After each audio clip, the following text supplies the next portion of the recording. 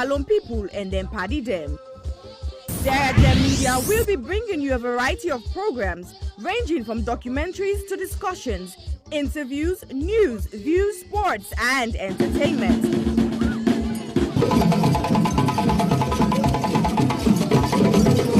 Our programs will contain matters on development, governance, the economy, and issues that are of importance to Sierra Leone. So, no left BNO because we get Beberebe program then like Salone discussion, meets the ministers, the president's hour and the Gladi program, Look Me, I Look You. All this they start soon na www.sarahgemmedia.org. Now who's tem these?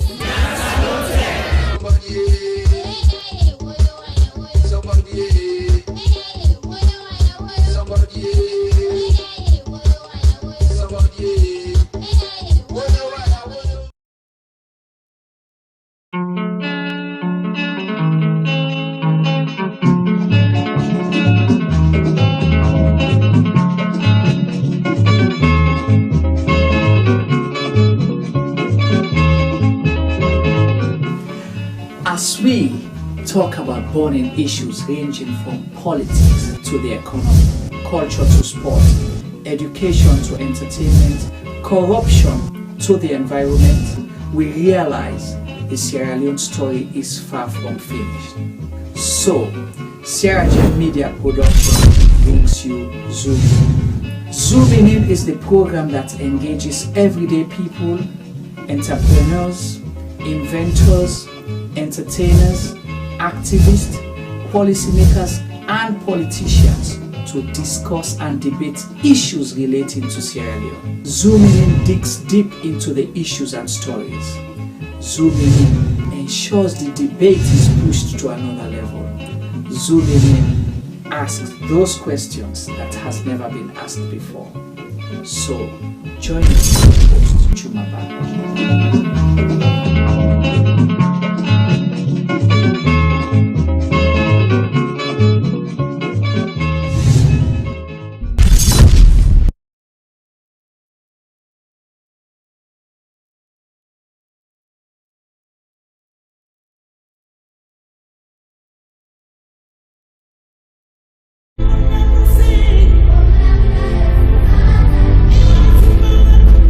When I was young, a lot of things were different. Unfortunately, most of the differences seen now are heartbreaking and are not good at all. Before now, men were strong protectors of the weak, fathers, brothers, lovers, sons. Their mere presence guaranteed the safety of women and children. But what do we do now? Men harassing and raping women. Men sexually abuse little girls. Men battering and killing their wives.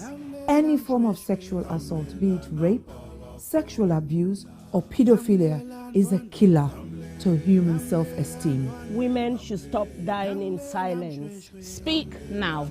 The rapist should be stigmatized, not the victim. I think death sentence should be the consequence of such terrible act. And you mothers, build confidence in your children, put trust in them, listen to them when they make reports, and take necessary actions. Talking of mothers before now, women were virtuous. They were mothers, daughters, and sisters. Nurturing, counseling, supporting their men folks. But now, women are trafficking female children for money. Women are forced to be silenced.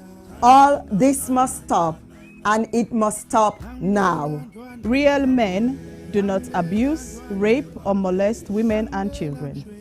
It is barbaric, unacceptable. Let all real men stand with us. Together, let's say an emphatic no to rape, sexual abuse, pedophilia, and domestic violence.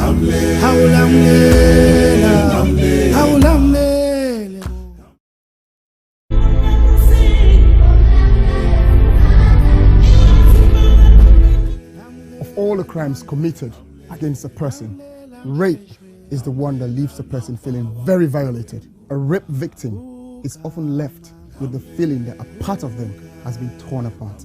To use another person's body and ignore the soul that resides within is one of the most outstandingly shocking crimes that one person can commit against another. Some men harass and rape their women. Some men sexually abuse underage girls. Some men beat and kill their wives. Any form of sexual assault is unacceptable. There must be consent before you act. Being in a relationship is not consent. If they are not sober, they can't consent. Flirting is not a consent. We had sex before is not consent. Silence is not consent. Only an informed, sober, freely given, ongoing and enthusiastic yes is consent. Women should stop dying in silence. A man does not become a real man by physically dominating a woman. A man becomes a real man by loving, protecting, and respecting the woman. Real men do not rape or abuse women and children. Let all real men stand with us. And together, let's say no to child abuse, no to domestic violence, no to all forms of rape, being it spousal rape, intimate partner rape, child sex abuse, statutory rape, date rape, serial rape, and gang rape. We must rise up against this ugly trend. Justice for one, justice for all. All sexual assault must stop, and it must stop now.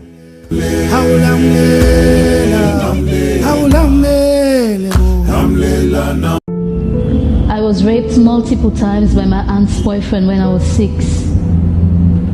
I was repeatedly raped at the age of 8 by a close family member. I was raped at 19. I didn't speak openly about it because I was ashamed and afraid that people would judge me. I was raped at age 5 by my caregiver's husband. On June 17th, 2020, 5-year-old Khadija Sakho, a beautiful little girl from Freetown, Sierra Leone, was repeatedly raped and strangled to death, allegedly by her own cousin. Her death shocked the nation. But in truth, in this small West African country, 9 out of 10 girls experience some form of sexual violence in their lifetime. Think about that for a second. 9 out of 10. That's 90%. My name is Aisha Sase. I'm a journalist and activist. I'm joining forces with Idris Elba and other activists from across Sierra Leone to support the survivors of sexual violence with the Survivors Solidarity Fund. Please consider donating whatever you can afford. All monies raised will go to 4 local organizations currently providing free medical and legal services to survivors. 5-year-old Khadija lost her life to sexual violence. That same threat remains for millions of others. So this is also a call for you to use your voice, your power, to draw attention to an enduring culture of rape. Together, we must end it now. My name is Aisha Sase. I am Khadija Sakho. I am Khadija Sakho. I am Khadija Sakho. I am Khadija Sakho. I am Khadija Sakho. We are Khadija Sakho. We are all Khadija Sakho.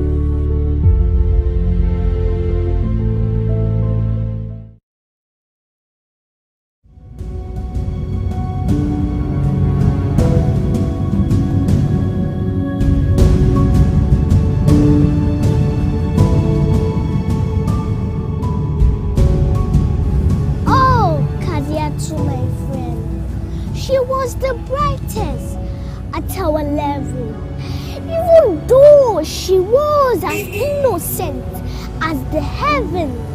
That did not stop Papa Abu at age 57 to ask for her hand in marriage as she turns 11. Her parents, being naive about this rage, tolerated this marriage, and this destroyed the hopes and dreams of Kadiatu to live like it in Seattle. Instead, she's been used as a tool by an old school. Kadiatu is being used as a bait by her own mate. My friend is being emotionally tortured by this old culture.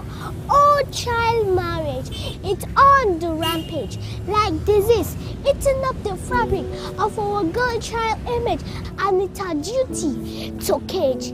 Let diverge, please be obliged. It is now we emerge from this ancient custom at large. If not for this dreadful event, Kadiatu could have become president, but now she has been trapped in an old man's residence, like a mosquito in a tent. She is vulnerable, but with her age, she is still able to become that virtuous woman of substance, like Madam Patricia Kaba, Madam Dr. Kadi Sise, Madam Sianyama Koroma, Madam Dr. Sylvia O'Blyden, Madam Her Excellency Ellen Johnson Sirleaf. Oh yes, without child marriage, our girl child can still turn into Madam Hillary Clinton, Madam Theresa May. Be it as it may, Madam Condoleezza Rice, let's not be hypnotized, but rather stay wise, for this can only be realized if education is being prioritized and child marriage is being criticized. So please, parents, do not relent, as it is apparent that a girl child can become great if only you patiently wait.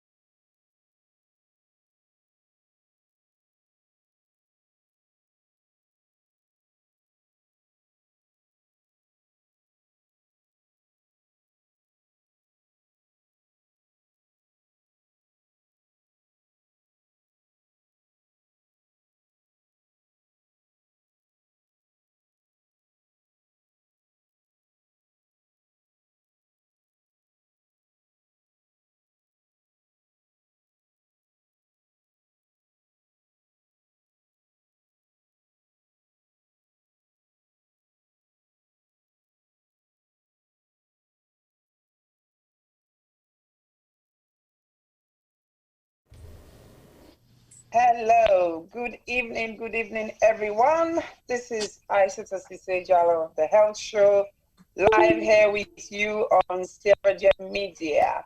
And today we're going to talk about living with breast cancer as a woman, coping with it, surviving it, and that kind of discussion. And like I can always say, good evening, me mama, me papa, me brother and sister them. This is not salon business, so we'll talk English small for talk with you. So me na Aisata Sisejalo of the Health Show. We then are today on Sierra Media for can talk about breast cancer, but not the integrate of breast cancer. Today we're talking about people who don't survive breast cancer, how do they live with them, how do they cope with them, and how for support somebody where you find a similar situation. So before we start, I want to introduce quite the whole panel here today, because what they don't realize is today they keep company with me. This keep company, not to me one get them. Normally they can just come, then talk small, then go. But this keep company now all the time, because I think say of them all, they most don't come across somebody who don't suffer from breast cancer. So all man get your 2 cents for ad today. And una where they watch, where they not the live, please, una no hesitate for engage, for make comments, for ask questions. Later on in the show as well, if una want call in, we can send una number where una they call in and add una only to 2 cents. Remember, me don't work now for just start the conversation, or just get you thinking and for take them on from there. So I start with the gentleman in the nice fuchsia pink. Why? Because it's Breast Cancer Awareness Month, the month of October. And this gentleman, in not sway at all, from when we start this program, we start the breast cancer campaign, he always done the wear something pink. So don't beat the other then time. Good one. So ladies and gentlemen, please welcome Mr. Femi Palmer. Hello, Aisata, can you hear me? I can hear you. Yes, I'm in pink today, as usual, supporting the cause. I know. Well, welcome and thank you very much. He usually likes to be behind the scene, but today I'm bringing them all out. I tell you. So I'm going on to the next young gentleman, the Mr. Popular, the Mr. We know him, nobody else. Today, it not go Africana for me today. He's nobody else but Mr. Sylvester T. Duba, aka T-Boy. Please welcome T-Boy. Hello everyone, this is my T-Boy. I beat you to it, I beat you to it. Welcome everyone, welcome. Hey boy, this not fair, oh. This not fair. This don't let me know. What you do? This don't let me brother now. What did I do? Wait. All the way back. Mr. Jumaba. Yeah. Ladies and gentlemen, welcome Mr. Jumaba. Mr. Jumaba, boy, himself. Hello, viewers. Well, you know, sometimes and they we can give it, we can put them before. And what you call last week, Nami wear pink. So today then go double up. So you see, Nami they set the pace, then they follow. This is what I do. And I'm happy that SMA cooperates today. So Nami been there in full pink yesterday. Viewers, welcome to the Health Show on Sierra Gem Media today. As Aisata Sisejalo don't highlight, we talk about living and surviving and coping with breast cancer, you know, and we hope you'll contribute to the show and the conversation. Over to you, Aisata. Yeah. So thank you. And last but not the least, I'm just gonna show you somebody who is around, but I'm not gonna say anything more other than her saying hi, and then I'll come back to her. Hi, Khadija. Hi, how you doing? I'm good. Khadija is joining us all the way from Sierra Leone, but I end up with a tap and force. Then we go on. So, like I said, it's Breast Cancer Awareness Month, and over the past few weeks, we've been on the breast cancer campaign, talking about the ABC of breast cancer, talking about the signs and symptoms, talking about the treatment options. And so today we're going to focus on you know about the breast cancer, you've checked for the signs and symptoms, you've picked it up, you've gone to your doctor, they've done several investigations and tests, and then they tell you you've got breast cancer. How do you deal with that? How do you cope with it? And the fact that they give you treatment, but at the same time they tell you that's it, it's all clear, go about your business. Or it's not all clear, we need to do more and more and more. So today it's a general conversation, a conversation that I want everybody to be involved in, because breast cancer is everybody's business. 1 in 4 people, women, will suffer from breast cancer. And it's not just about women either. It also affects men. We've talked about that. Why? Because men do also have breast tissue. It might not be as voluptuous as ours, but they do have breast tissue. So they do suffer from breast cancer, but not as at a higher rate as we do in terms of women. So we've talked about some of the things to look out for, how to breast examine yourself, what to check for, any abnormalities in size, in shape, and in intensity, or in how it feels, and so on. So we've talked all about that. But today, like I said, we're going to talk about how breast cancer can affect your daily life. And that is something that is very, very personal, but also something that is very, very individualized. So I might be diagnosed of breast cancer and I'll deal with it differently. Somebody might be diagnosed of breast cancer and she'll deal with it differently. And her family will deal with it differently. So this is all about sharing, having that conversation so that we know what we can do, how we can do it, but also how we can support people them where don't cancel you. Somebody who don't cancel you say, I don't see this lump, they don't go test them and say I get breast cancer. What in a only little nothing where you go able for help them go through difficult times. But before we start that, I want to introduce somebody, but actually not in the introducing her, because I think I'm not going to do injustice if me introduce them. This is somebody that inspires me so much. I only met her just less than a year ago in 2019 when I go Sierra Leone, and they say nothing can make team B. I see somebody share something, a video na WhatsApp. I look the video.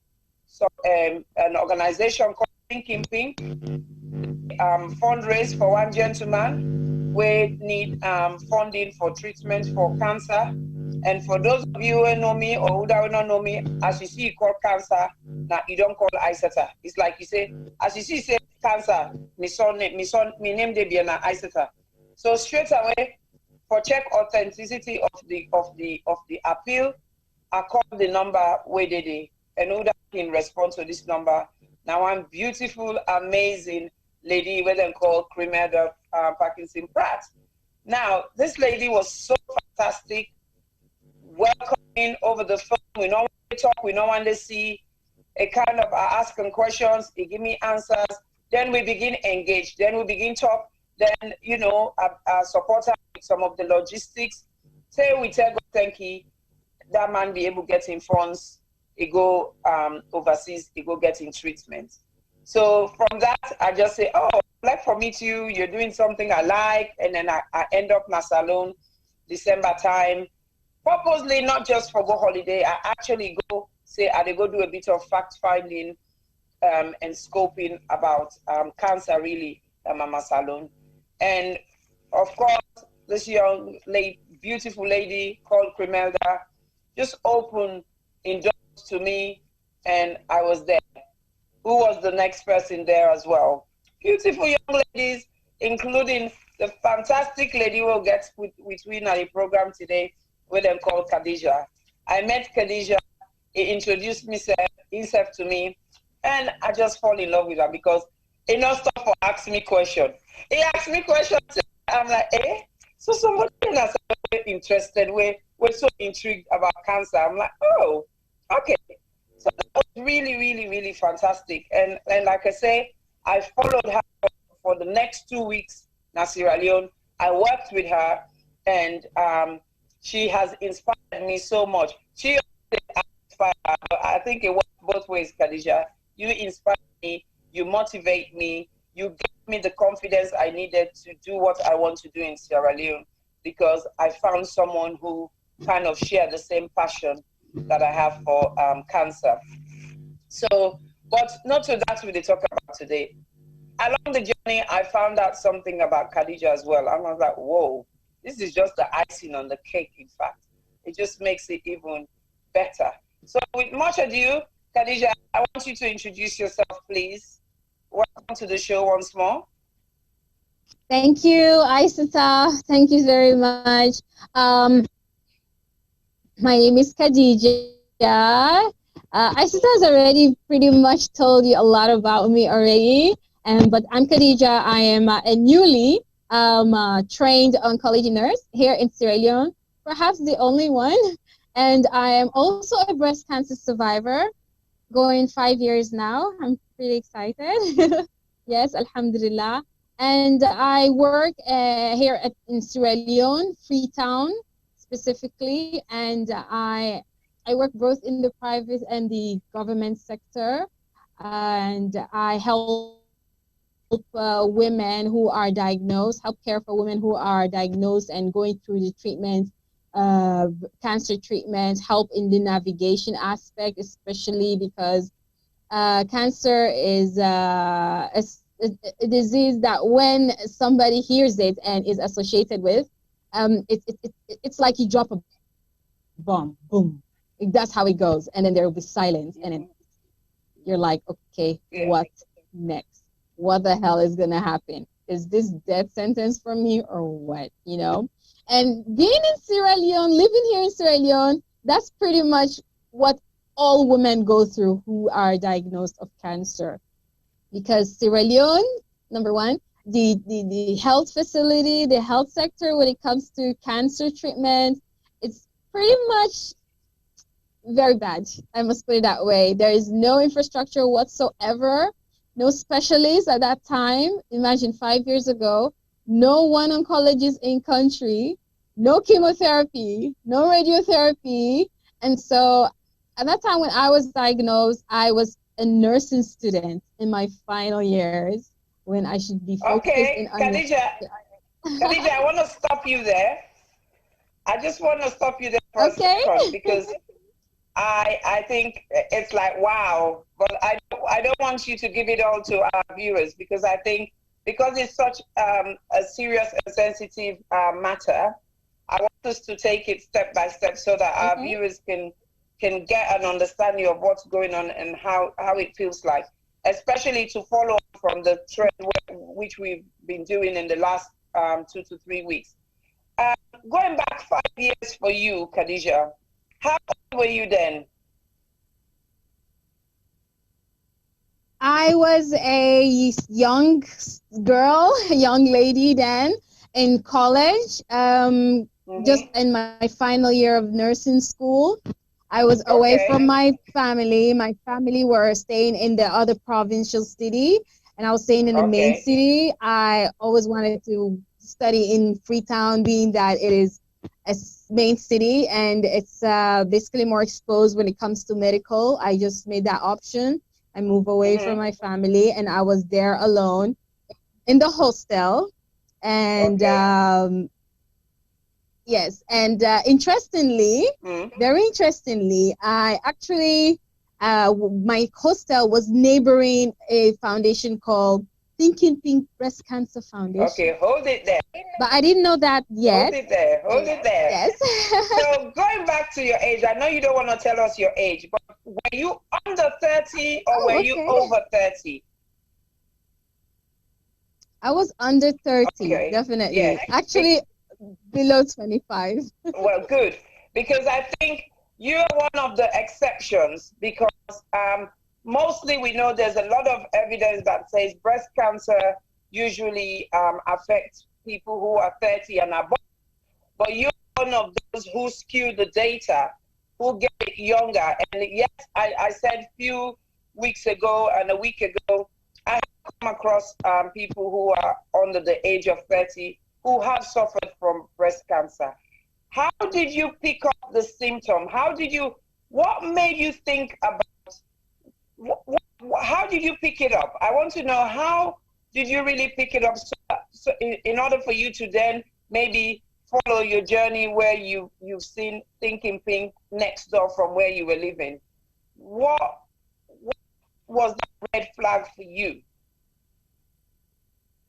Well, interestingly, I had 2 lumps. Yes. I was actually in first year when I detected my first lump. I had no idea what cancer was. I had no idea what lump was. I had no idea that it was a bad idea or bad thing to have a lump in the breast.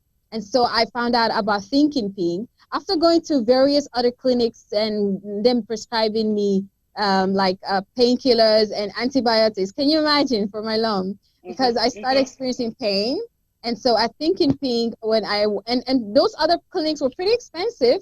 You can imagine a young Caucasian who's barely just surviving on allowance, and a family member who cannot really, fully support me in the sense that I could go to their very expensive hospital. But Thinking Pink was there. I was just walking by in my little confused state. What am I going to do? I have this pain in my lump. Oh my God, I went to this clinic, too expensive. I could not afford it yet. And so I saw this Thinking Pink. It was pink all over the front entrance, even the doors. And I said, let me just walk in too. Because I saw the term Thinking Pink, breast. The breast stood out. I walk into it. I met a young lady. She's about in her 40s actually. And she was so super nice to me. She actually spoke to me so softly, was very welcoming. She asked me, what is the matter? And I was really, really shy and too scared to talk about it initially. But then she's like, is it your breast? And I was just there like, Is it paining? I'm like, She's like, is there a lump? I'm like, and she's like, is it something hard in it? I'm like, And she's like, you've come to the right place. And I tell you, the weight that dropped off, I'm like, really? But then I'm like, I didn't even ask what it was. I'm like, what's the cost? And she's like, no, it's free. Wow. I was like, really? Does that really exist in Sierra Leone? She guided me through. She gave me books because they had a resource center there. I read through it. And then I read everything that was really happening to me, like lump, pain, sizes in the breast. And I'm like, this is me. What can I do? And I saw the word cancer. I read more and I'm like, whoa, people die of cancer. Because, growing up, I've watched movies and I see when people are diagnosed of cancer, it's like they have bald head, they're very and malnourished, and they eventually die. Like anyone with cancer dies in the movie. So I'm like, am I gonna die? She's like, no, not all lumps are cancerous. I was fortunate enough to get sponsorship. I had my surgery, lumpectomy only, and the lump says it's benign. And then I was happy because I read through the literature and I was excited. And then she opens the door and asks me to come around for volunteer. I'm a nurse. I come around there. I see other women, other young girls with lumps too. So I help instead of educating, basically sensitizing. I've went on various trips with them in the provincial areas, even within Freetown. That was when Thinking Pink has actually, established itself, that year. And then 2 years fast forward, in my final year, I detected another lump. Now, this is at a level when I am very much knowledgeable about cancer, the signs and symptoms, ways to prevent it. I'm talking about food to eat. I'm talking about exercising, avoid smoking, know what carcinogens causes cancers, what age causes cancers. Though I read in my literatures that young people do get cancer, but, I was basically like, no, it doesn't happen. They just, maybe it does, but it does not happen, because at that time I only see older women who come in with late stages, and they get diagnosed with cancer and they eventually die, and I care for them, you know. Though I'm a nurse, I just engage in counseling, you know, advising, you know, helping them figure out what's right food to eat and whatnot. And then again, I teach people to perform breast self-exam, which is my specialty. So hold it there, Khadija. Hold it there.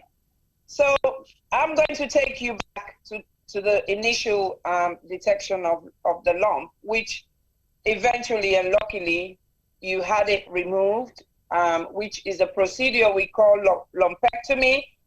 And for those of you who were not with us when we did treatment options, basically lumpectomy is where you've detected a lump and they go and remove that lump. And when they remove that lump, they test it, which they send it for biopsy, and they test it with a procedure called histology. And that is when they can determine whether it's a cancer cell or not. As you've heard, Khadija, if you're just joining us, Khadija detected this lump. She was lucky enough to find Thinking Pink, breast cancer charity organization, and they were able to sponsor her to get a lumpectomy at that time. And she got the lumpectomy, and thank God at that time there was no cancer cells detected. Now, the reason why I've stopped, Khadija, is because I just want to make reference to going back to last week and the week before, when we talked about the fact that it is not all lumps that are cancerous. So, yes, Khadija said, when you hear that word cancer, it feels like they've dropped a bomb on your head and you're thinking, oh my God, what am I going to do? And so on and so forth. And if we can just imagine and visualize, Khadija was in Sierra Leone, and she is in Sierra Leone. And at the time she found this lump, like she said, she didn't know anything. She didn't even know it was a lump. She just felt this big thing in her breast. And thinking, oh my God, what's wrong with me? Going to different clinic centers, being prescribed different antibiotics and painkillers, because nobody really knew what it was. Nobody knew what to look for. And nobody knew it was a red flag until she saw that sign, Thinking Pink breast, and literally just went in, not knowing what they do, but just went in because she knows something is wrong with her breast, and she needed somebody to look out for her and check it on. So I'm going to you, Juma. When you only to 2 cents per this, because now me and you two don't they talk then 2-3 days there about then different red flags there and waiting to go. What are you only to 2 cents per this conversation so far?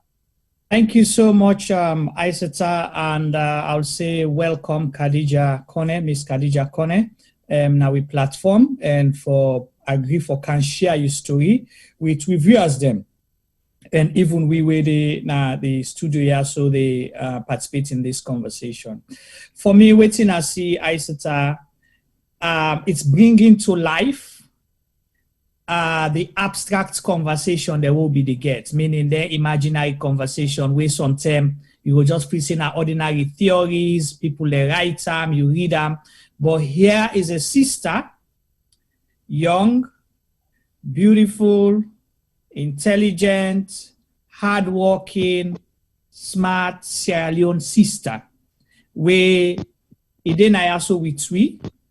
They tell we say always to be on the talk about the couple of these past weeks, and possibly waiting people with all they read years by or gone by on on this issue of cancer. It's actually real, and they catch possibly they up Mars or within a different planet. It's living with us because waiting we been done say the last time cancer business, particularly breast cancer. Involve we all, be you young, be you old, be you educated, be you non-educated, be you man, be you woman. be you student, you know, be you trader. So now everybody in business, like how Khadija states that you know being get a clue of waiting at this thing. You see the lump, but I go say we will believe spiritually, like how people can say, Lord, turn all things to God. God lead them at the right path.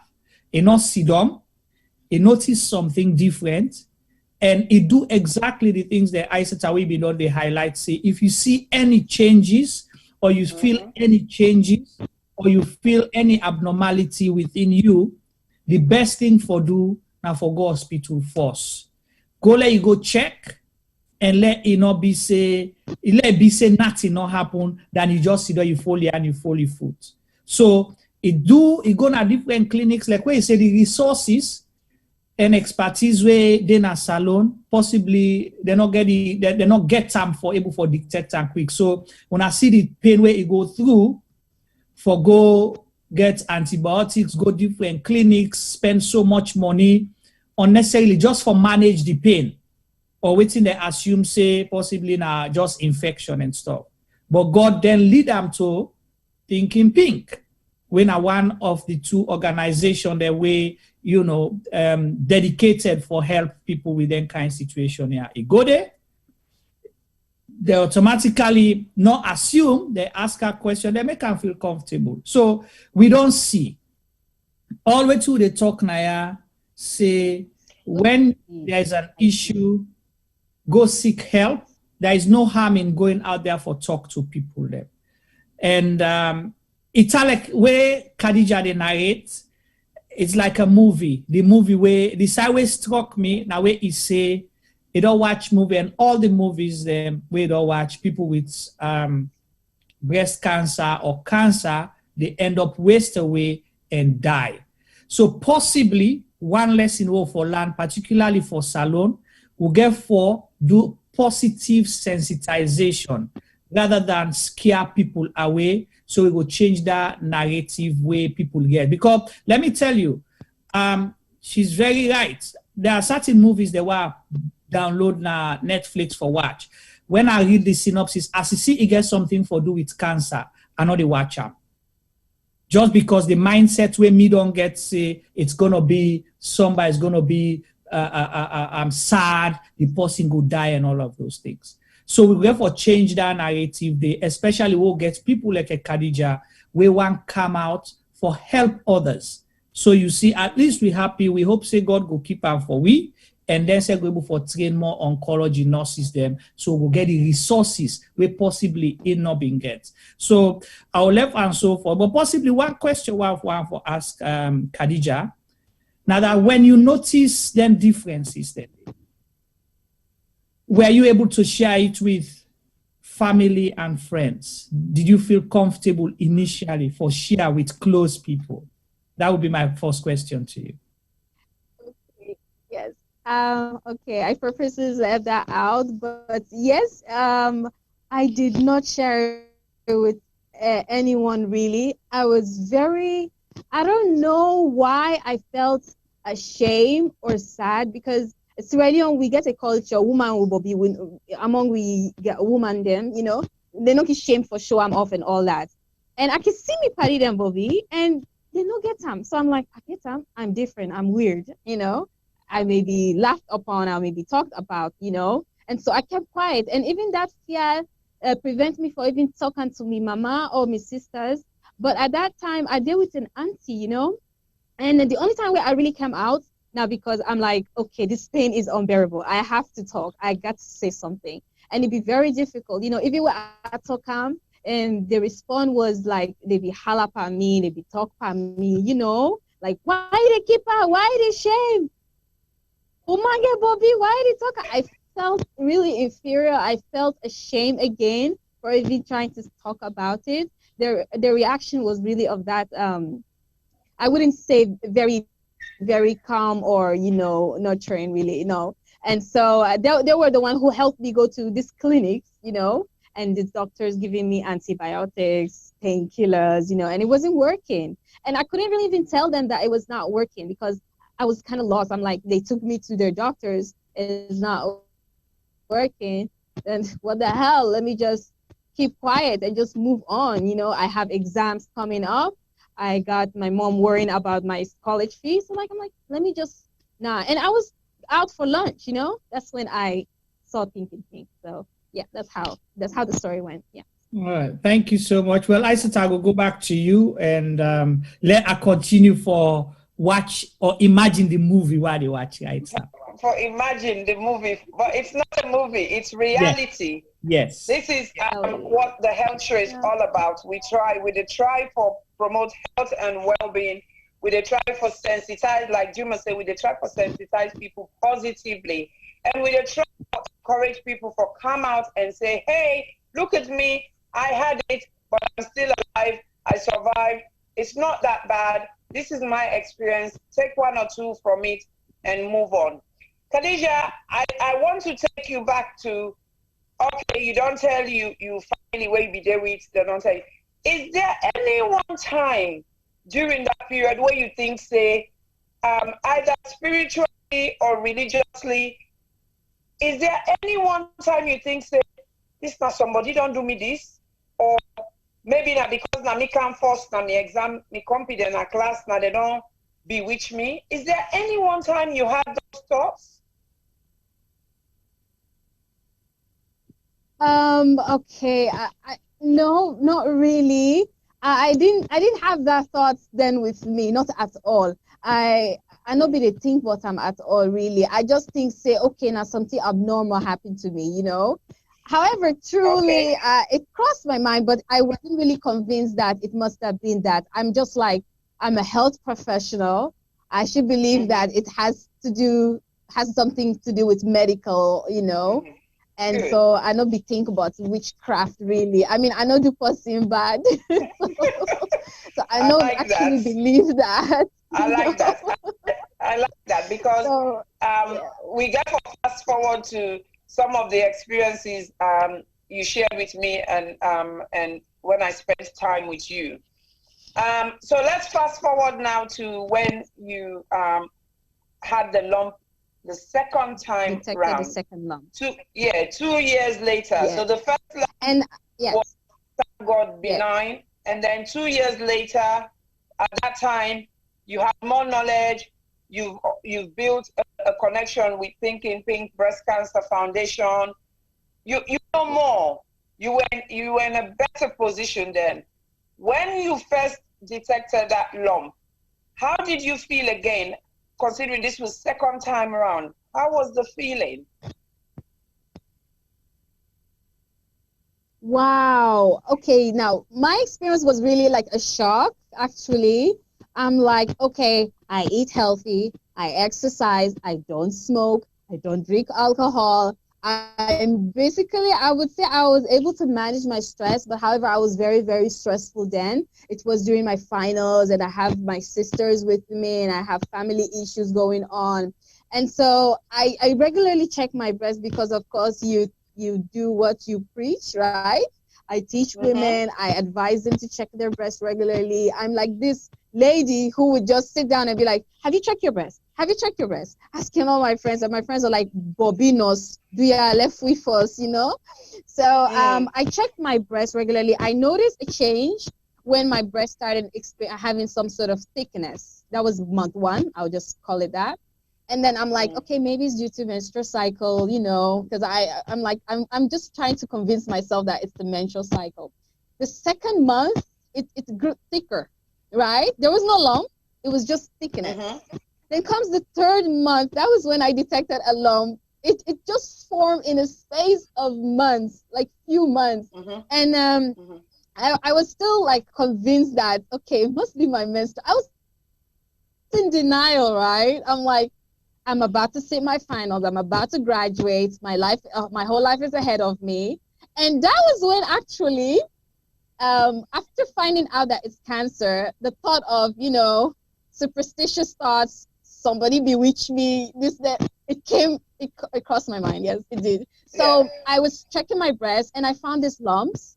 And by the 4th month, going to the 5th month, 2 lumps formed. It's not only one, it's 2 lumps. It all happened so quick.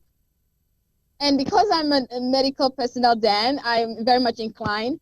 It has the features of a malignancy cancer. It was not round, it was not moving, it was attached. And that prompted me to go for a FNAC, that is fine needle aspiration, wherein they put the needle into the lump, aspirate some fluids, and then check if it's a cancerous cell. And they checked. Oh boy, it was the longest 2 weeks of my life. I could not focus on my studies. Imagine my final years.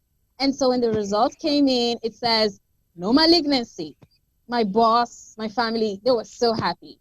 But you know me, I wasn't convinced. I was not convinced at all. And my doctor was like, you can leave the lump alone, wait till it matures, then maybe we can remove it. Then I'm like, hell no. I want to go for this right now. I'll go for the surgery. I want it out of my body ASAP. And when they removed the lump, I underwent the surgery, another lumpectomy. I removed my lump, and they said, okay, you had the test before, you can go free, go. But I was still not convinced. I still took my specimen, that's the lumps that they removed from my breast. I took it up to the hospital, another hospital, because you have to actually move different places to go get certain procedures done. You cannot just find all these procedures done in just one location. I took it to a Choicham hospital and at that time, and I waited 3 long weeks. Boy, it was not easy. I tried to distract myself. My family tried to distract me, just talk about something else, do something else. But that thought and that feeling will not just leave you, right? And wow, yeah, it was a very, very scary few weeks of my life. I was getting encouragement here, and then the day came, I found the result. The individual who handed me at Choicham said, give it to the doctor to open it. But me and a nurse, I'm Snoopy. So you decided to open it. I did eventually. I opened it, not in the presence of the doctor. I did not even read through. I just went straight to the result. I didn't read through it because I'm familiar with how the results are. I've seen my patients and all that. And there it was, evidence of malignancy. Boy, that feeling was I'm like, God kill me one time, I don't want to go through what others have gone through. I've seen them. It was so painful. I'm sorry. Take a deep breath. It was so painful, and I'm scared. Look at me. I'm young. I'm about to graduate. I'm not married. No kids. What will my life be like? And worst of all, I find myself in Sierra Leone. I'm like, okay, it might be death sentence for me. Let me think about my, bucket list. It was pretty sad, but Thinking Pink was there. They were like, girl, we're going to fight this. Don't worry. Mrs. Spratt was there. She's like, I'm going to be with you till the end. The nurses were there. I have other friends and colleagues. I couldn't really even share the news to my family then. I was so afraid of how my mom would feel like a widow. I am being I'm sorry. I get emotional sometimes. It's okay, Khadija. Do you want to just give yourself a minute or two? I'll keep talking. Give yourself a minute or two so that you can catch your breath, drink a glass of water, and just give yourself a break a little bit. So, me people them, me family them, this is what we're talking about. This is reality. This is what goes on. And this is something that no matter how much we try and prepare you as an individual, as a healthcare provider, it is very, very difficult for know how you go feel at that moment. But the reason why telling stories like this, Khadija's story, the reason why it's very powerful is because after all that, yes, she's retelling her story. She's reliving that moment. But after all that, she is here. she is able to tell us that story. She's able to share one of the most difficult times of her life with us. And the reason for that is because she also wants us as people to pay attention to ourselves, to our body, so that we can pick up some of these signs and symptoms very early, just like she did, so that we can have light at the end of the tunnel, you know. So it's very, very important, my people, very important for us to understand. Khadija is fine. I don't want you guys to worry about her. If you're watching, she's fine. She's a brave young lady. She's passionate about what she does, but she's only human as well. So she's gonna find moments like this where she will have to be emotional, because who wouldn't be? Who really wouldn't be? Mr. Duba, do you have anything to add in this situation? Not really that much, because Khadija have said it all, and basically it's very, I will not say impressive, it's more than that. But as far as I know, for her to be on this platform and share her story is more than being bravery. It's like you're fighting a battle without no ammunition on your own, and then later on you're having the support of people who are coming around you. But it is not just easy for you to even trust the one that are saying, I'm going to help you, I will support you, because you're the only person that knows the type of battle that you're going to face. Like she said in her last few statements, Papa God kill me one thing. It's like that was the end of hope.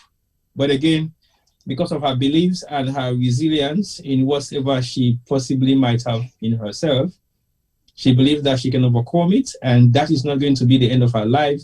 And it means she has a lot more to give to society. Sometimes God saves you not only because of yourself, it's because of what God wants you to do to humanity.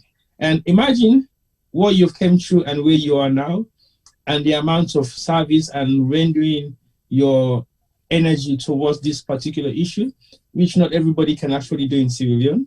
And it's very hard to see someone like you, because I remember I met you in Freetown, and we were like there for like half an hour to an hour, and I realized, wow, I never had a clue that you were somebody who must have gone through what you just experienced or what you've just highlighted to the entire world today.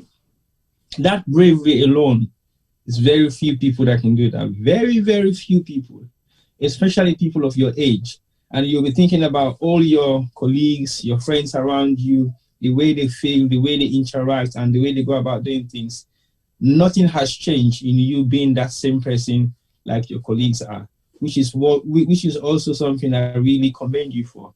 Because in life, sometimes you see it like a downside.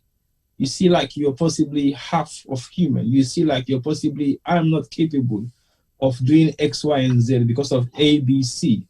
But you've turned that over, you turn it around and use it in a very positive way for you to be able to tell people, this is me. You can go through this part in life, but it's not the end of life. It is just the beginning of everything that you've started. And you're not just sitting down there, but I think you're going to be getting the support from us in any way whatsoever that we can. Not just because of you, but to the people that you want to support, the people that you think need it most, the people that you believe you don't want them to go through the mental scar, the disturbances in your life that you don't even have proper sleep, you're going through your education, your final year. It takes a lot. And with the environment that you find yourself again is even more detrimental to the way you're thinking, because that is like, is this going to be a no win-win situation wherein nothing is in my favor? The way the system was, nothing was there to help you, nothing was there to even diagnose you. So you actually went through the worst part of everything that is happening within that particular sector in Sierra Leone, but now it is slightly different. So imagine what it was going to be like if there weren't people like you and the support network that you have. People must have been dead like years back in Sierra Leone without even aware of the amount of stuff that they've gone through. It is very emotional. I don't think we need to go deep into it, because I hear your voice, the way your voice was sinking down.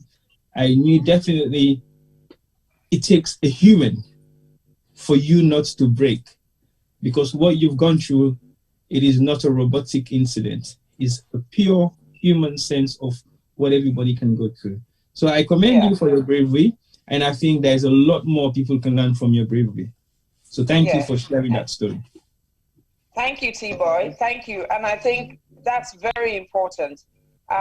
It is not a robotic experience. It's a human experience. And it can be anyone. It could be me tomorrow going on here about it, on and on and on. It could be you tomorrow, because like we said, at least 1 in 4 people can, would experience breast cancer in their lives. So it is very important. We're bringing such experience, we're bringing such information to you so that you can learn from it, so that you can take something from it, so that when you find yourself in similar situation, you are not like Khadija, who at that time didn't know anything, who was so naive and ignorant when it came to cancer, that she didn't even know there's something called cancer. But look at her today. Learning from her first experience, she then went into her second experience 2 years later, where she now felt, oh my God, what is this? One time I was lucky, second time I'm not.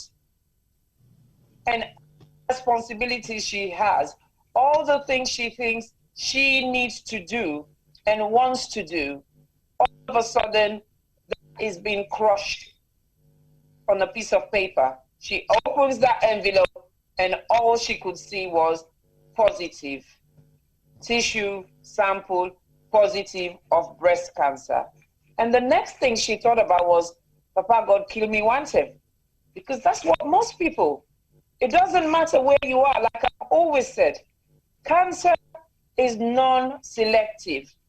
It doesn't care if you're rich, it doesn't care if you're poor, it doesn't care if you're black, it doesn't care if you're white, it doesn't care if you're fat, it doesn't care if you're skinny, it doesn't care if you're short, it doesn't care if you're tall, it doesn't care if you live in the village, and it doesn't care if you live in Buckingham Palace. When it comes, it comes. And it's how you look for it, and how you deal with it, and how you tackle it is what's very important. A lot of us who fight in the cancer battle, as in the battle to eradicate cancer and raise awareness so that early detection can save life, we refer to it as we are in a war. We are in a war with cancer because it's an enemy that changes its strategy and at any given time. So at any given time, we also have to, be together and work together to make sure we hit it right where it hurts. So, Khadija, do you feel okay to carry on? Yeah? Yeah. So, yeah. So thank you so much once more. We're so grateful. I am so grateful that you could acknowledge this invite and you're brave enough to say, you know what, I'm going to do it. I'm doing so much, but I just want you to know what you don't know about me. Because like you said, a lot of people, this will be their first time realizing that you are a survivor. So you've opened that letter. You've said to yourself, damn, Papa God, kill me no man now. What did me mama get for do? What did me sister then get for do? Now me, all the small money we'll get, all the little energy has been invested in me so that I can be educated, so that I can be the breadwinner of my family, in the fact that we no longer have a father. And then this has come. What did you do next? I know you mentioned something called bucket list. For those of you who don't know what a bucket list is all things you wish to do, but because other things come in the way, they always end up. If you imagine a bucket, or it's all things that end up at the bottom of the bucket or in the bag, in your handbag, because it's like, you know, I wonder designer shoes, I wonder handbag. Oh, I go look for travel the world. Oh, I go look for go now this building, now this museum. But then all of a sudden, something happens. Money, other things, you prioritize, you reprioritize. So as much as you want that designer shoes, as much as you want for travel around the world, maybe picking Belekam, you want picking, you know able to do that. Maybe you decide, say, you know what, make I go school first, make I go learn something before I travel the world. So that is what we refer to as bucket list. Is all the things you wish you think about. I don't want to really use the word fantasize, but you think about them and you wish you do them. And it's at the back of your mind. And all of a sudden you think, well, if I'm going to die, I might as well start trying to see what I can do with these things, because I have to do some of these things. I want to do some of these things. So over to you, Khadija. What happened next? Wow, it was pretty hard. I talked to Thinking Pink because I really felt confident to really tell them. They were like on my neck. They were like, "You're gonna go get a letter. Don't go do that. Somebody will go get it for you." But I insisted, and it was a big mistake. And so after them finding out, it was very emotional in the entire office. Like I said, I was thinking about bucket list. I had so many dreams. Like I was about to graduate. I'm like, okay, I'm gonna do my master's. I want to try. Like, okay, that might not happen. Let me think about something else. You know. And so it was pretty hard. My boss, she did not just she cried. She cried for me. You know. I mean, she was crying for me. I started consoling her. You know, and I couldn't tell my mom at that time. I couldn't tell my sisters because you know, I was just keeping a brave face in front of them the entire time. And wow, I'm trying to recall exactly what had happened with me then. But all I can remember was my boss, Mrs. Camilla Pratt, she's like, okay, action time. Where are we going to get the money from? How are we going to fundraise? She started strategizing, but mind you, it was at the height of Ebola when former President Ines Bakerman announced state of emergency, no flights coming in the country, no flights leaving, no other private institution going on, only Connaught hospitals. And I was dreading Connaught Hospital because a friend of mine, whom we're actually in the same class, decided to volunteer at that time when much understanding wasn't there about Ebola, you know, how to protect oneself, how to manage treatment, and she died, you know. She died of Ebola virus. I dread going to Connaught Hospital where it was literally like the only place one can go. And so, and there was nothing going on. There was even a sort of statement released by the government that everybody should scale down all other diseases. We only talk about Ebola. We only do Ebola. And it was pretty hard to even fundraise because we would knock so many doors. I remember I was typing my fundraising letter, you know. We sent it out to like over 50. Majority of a lot of companies and institutions who used to support us to help fundraise and sponsor patient treatments closed or would not even acknowledge our letters, you know. It was a very tough journey. I have exam here. I have my treatment to worry about. I have my family to worry about. You know, it was pretty tough, you know. Out of all these people, only 2 responded. Yeah, only 2. Sorry. Wow. Sorry. This is tears of joy because there was a point where I gave up. There was a point when I'm like, you know what, Mrs. Pratt, stop trying. Let's just leave it as it is, you know. There's a point where I became so depressed, I literally would not leave my room. I would just stay indoors. And it was pretty hard to talk about it. You know, how could you talk about possibility of dying? You know, it's really hard. Friends were feeling hopeless, you know, and friends were feeling helpless. I can tell because there's really not much they can do. They were trying to help engage in also fundraisings, but imagine no flights going in and out of the country. Where will I go? I mean, how can I move out to go to Ghana? Because that was the first option that comes to mind, Ghana. First, it was actually Ivory Coast, but nobody will accept, and the Ivory Coast will not accept anyone from Sierra Leone, and especially the hot zone, so they call the countries that are having this Ebola crisis, Guinea, Liberia. So I was like, you know what? Maybe it's just for the better. Let me just, stay in my corner.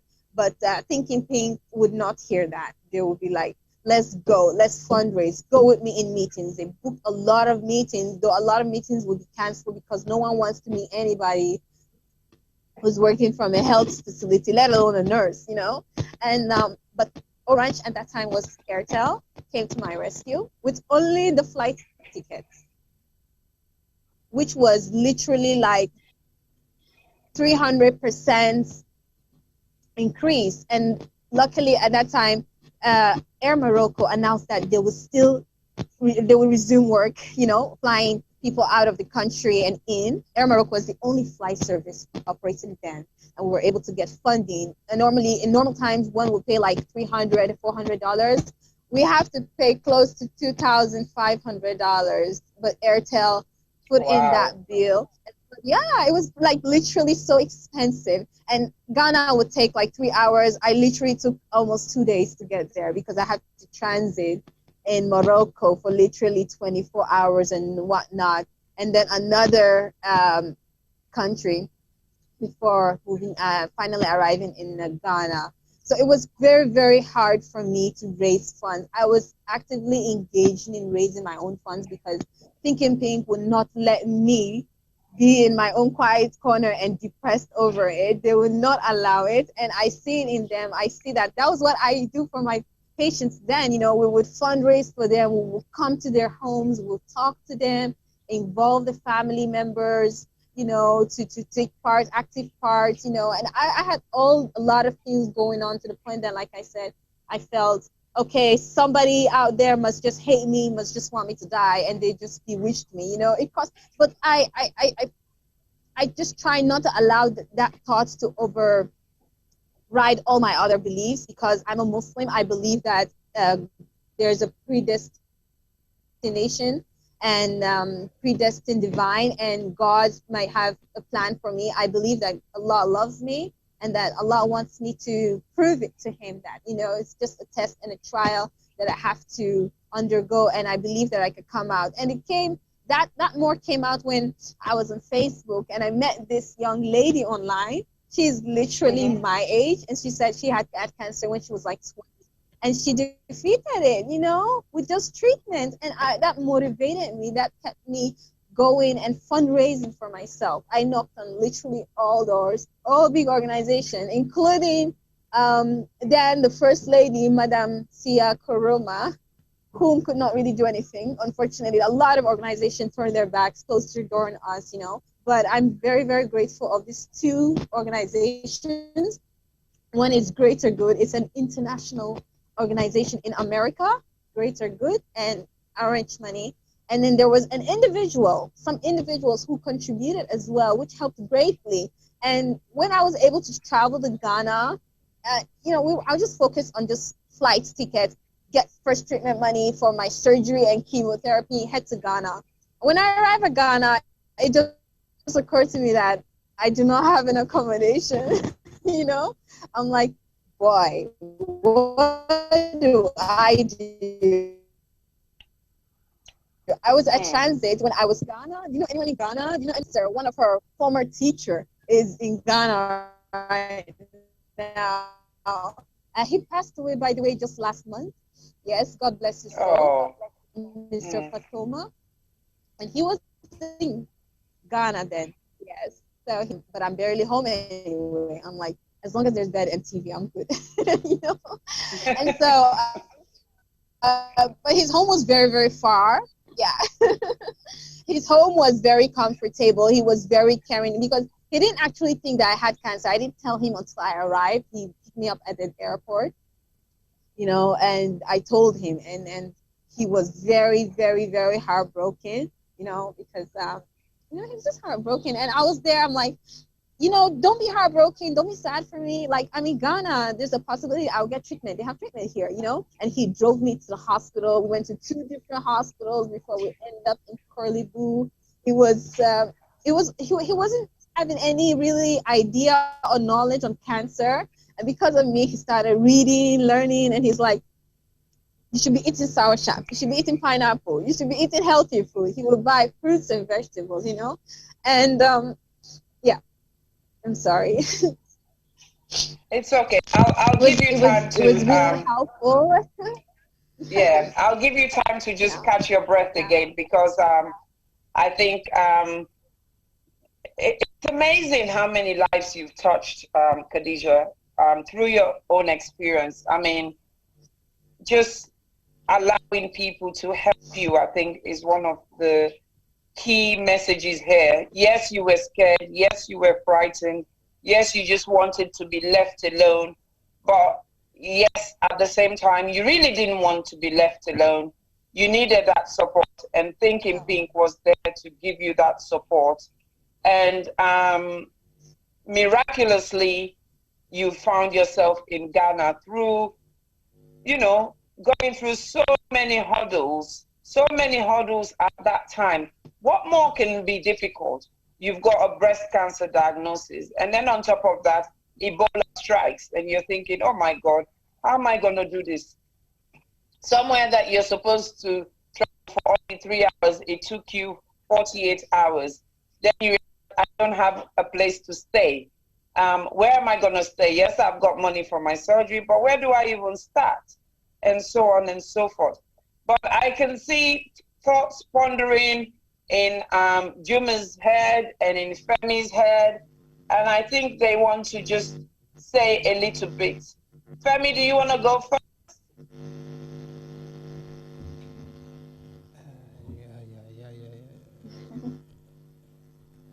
Femi, can you hear me? Hi, Esther. Yes, I can. Hold on, let me put my video on. Yeah. Yes, so, wow, what a story. Khadija, we thank you for sharing your story with us. I don't know, cancer for me, it's a crazy thing. We live in an age where I'm sure quite a few of us know people who have had cancer, who have cancer, or who had cancer, who have passed away with cancer. I know quite a few. But with breast cancer, it's a little bit of a funny one. I think because of the society where we come from, a lot of people don't share a lot of those things, especially to us men. So I know a few people suffering from breast cancer, I must admit, but I can't recall if I know anybody who's actually died of breast cancer. I know that the people that died of cancer, but I'm not really sure if it was breast cancer or not. But Khadija's story, when Khadija's her voice is breaking, it kind of breaks my heart too. So the soft in me comes out. Thank God my camera's off. I mean, there were no tears, but I had to clear my throat a few times. And I don't know, I really don't know what to say. All I can say is thanks for sharing the story. I hope our guests that are listening, maybe one or two of them who might be going through something like this, take from Khadija's experience and maybe find the courage to fight and to keep fighting. Thank you so much, Femi. Thank you for that. It's about, people might be wondering, why am I getting these producers to talk? Because they are producers, but they're also humans, and we're in this journey together, and we want to see how they're feeling. We want to see and take note of their reaction. And I can see them off the camera, but you can't off screen. So and the body language has been phenomenal. I'm sitting here thinking, oh, don't cry. I hope you're not crying. One of them holds his head. One of them holds his chin. They're like, oh my God, she's, and But it's been very, very touching. It's been very, very touching. And I'm getting them involved as well because they're the opposite sex. They're men. And I think with cancers or any illness that has to do with our reproductive organs, which breast is part of, we tend to shy away from it. We don't want to talk about it. We look at it as it's a taboo. You shouldn't talk about the breast. You shouldn't show your breast. Men shouldn't touch your breast.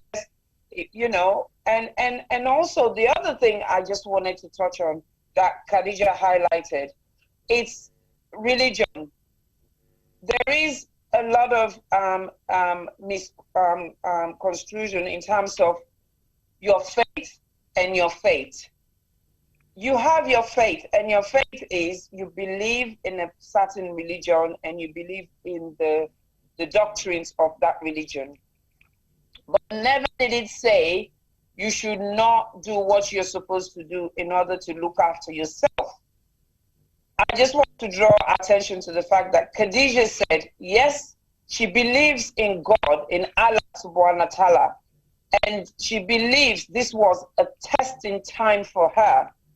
But what she did not do is sit and say, well, because I believe in God, I'm not going anywhere.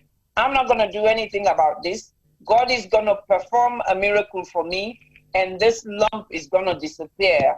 I don't have cancer. Back to sender. God forbid I don't have cancer. She didn't do any of that. She accepted her diagnosis with the support of Thinking Pink, Breast Cancer Foundation. They put together a plan. They fundraised during one of the most difficult times in our country, the Ebola time, when nobody knows what was going on, who was coming, who was leaving, who was dying today, who was being infected tomorrow. Everything was shutting down. Similar situation to what we're currently going through during this COVID-19 pandemic. And God, through her God, the miracle, now this is what I want people to listen to really strongly. The miracle that God performed was to send her donors, was to send her sponsorship fund so that she could seek treatment.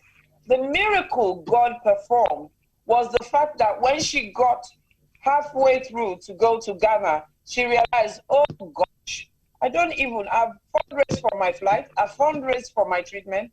I forgot to fundraise about accommodation. I didn't think about accommodation. And then God performed another miracle there by bringing to her mind an ex-teacher who died a month ago. May his soul rest in peace. May Allah subhanahu wa ta'ala grant him Jannatul Fidra. Came to her mind, one phone call, and that teacher was there. That teacher was there to pick her up from hospital, from the airport, and drive her around until she could seek treatment. Juma, how are you feeling right now? What's going through your mind? Because I can read so much from your body language. What's going on? Well, Aissata, me want to say again, like I say earlier, thanks to Khadija for sharing this story and experience, and make we be part of in journey. Like I say, I use the movie analogy because they see the episode, the scenes, them how then they go. You see the everything. It's a real movie. It's tensed where you see. You don't know side the story, the end. You don't know how this journey get for end. But it don't reach so far. We happy. We see the movie in ending, so they do a flashback right now. So now they go beyond. So we lucky. But imagine waiting in they go through where they writing, where they plot as they go along, where they improvise. In the process for able to fit everything in for make sure say it come out victorious. I know I can only imagine waiting it been feel like for them. But for me, the last part which he talk about, again, this come to waiting we always don't advocate about, which we talk about. Why do we have to put ourselves, meaning our country, through this kind of strain and struggle for compromised people in health? So we ask people that when you get a situation, go hospital. But imagine waiting Khadija highlights so. You don't go hospital, like you say, faith, miracle happen, you're able for fundraise. Imagine how many more Khadijas they out yonder, we're not fortunate, or we not get for be fortunate for able fundraise, for travel go Ghana or Ivory Coast or India or somewhere else. What will happen to them? What is wrong with Sierra Leone investing in the health sector or make sure say we get what we need? If we can spend 10 million on something else, why can't we spend $100,000 in purchasing a mammogram machine? We badly needed na Salone. Why can't we get that clinic na Salone with dedicated for cancer? Because one thing we I know, we have people from out here that will be willing to volunteer their service and go help when time reach. Some people ready for go work 2 months or few weeks na Salone and come back. But you not get the facility, you not get them. So how many people will be fortunate like Khadija? Why do we have to put Khadija and other Khadijas through this train after you don't raise funds for tickets? Then you reach now people country, you not get accommodation. A lot of things would have happened to her while out there. So meaning that we are compromising people. We're not to pay attention to the right things that we need. And possibly some people will say it's strong, but that is my opinion and I stand by it. It will make life so easy because if Khadija been getting treatments na Salone, it gets support base. It will get people who will prepare the meal for away one. So it take away a whole lot of pressure. But she's here writing letters, sending out, and those people that were supposed to come to her aid let her down. The institutions will get the money for Duam, not come forward at the time of need. Imagine how many more people. And she at one point say, he give up. A lot of people, they give up just because they remember their other burden. They say, I don't want to put my family through this. So I'm going to be the sacrificial lamb here. What will happen, have to happen. You know, let me family. So it see itself as a burden to family. And as a nation, as a people, let we come forward for make sure say we do the right thing. Let we come forward, please. Please, please, please. It doesn't take much. $5 million, $10 million, go build we whole diagnostic center, you know, where we get specifically dedicated for cancer. And it will help in so many ways. Even the money where Khadija, even if Khadija been get for pay na Salone 2 times the money where he go pay na Ghana, that money they come back for improve other things and help other people. But she has to pay it na Ghana and go through all the constraints. So Khadija, once more, you're brave. We appreciate you. And the beauty about it, you not give up. You say, I don't go through this experience. Let me go out there and help others. Now you're an oncology nurse. They take so much. You're able to feel, you're able to relate with waiting other patients, them or you know, or people that go through the same thing where you've been go through. They go through. So you're able to know how to help them through the process and the journey. You don't take away so much weight from them. So we appreciate you very much. And Una way we see the chat group. It's mostly been either comment and appreciating you, not much questions. I think say now one great question I see now where somebody being asked about fibroids and cancer. I don't know if Una Tibo whether you been see the question earlier in the day. Now the chat group. But there's a question there. We ask if But I'll come back to that. If I see him, I will come back to that. But there's only one. I think I see him. Juma will say, can fibrous breast hurt? Yes. So I don't know. Yes, they can hurt. Yes, they can hurt, but they're necessarily not cancerous. But they can hurt, and such breast we call breast hypertrophy. Yeah. And I think we've experienced that in Sierra Leone. Khadija and myself and Thinking Pink, we actually have a patient right now that is suffering from that, a young 17-year-old who, for the last 4 years of her life, all her breast has been doing is growing and growing and growing so much that when I went last year, I met her, we had to fundraise for breast reduction. But lo and behold, we did the breast reduction in January. From January to now, the size of the breast is even larger than the initial size, isn't it, Khadija? It's larger. It's beginning to cause her more pain. Yes, it's very true. Yeah, she went into depressive mode.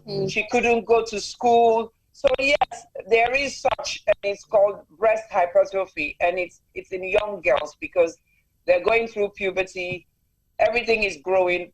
Something goes wrong in the traffic light system.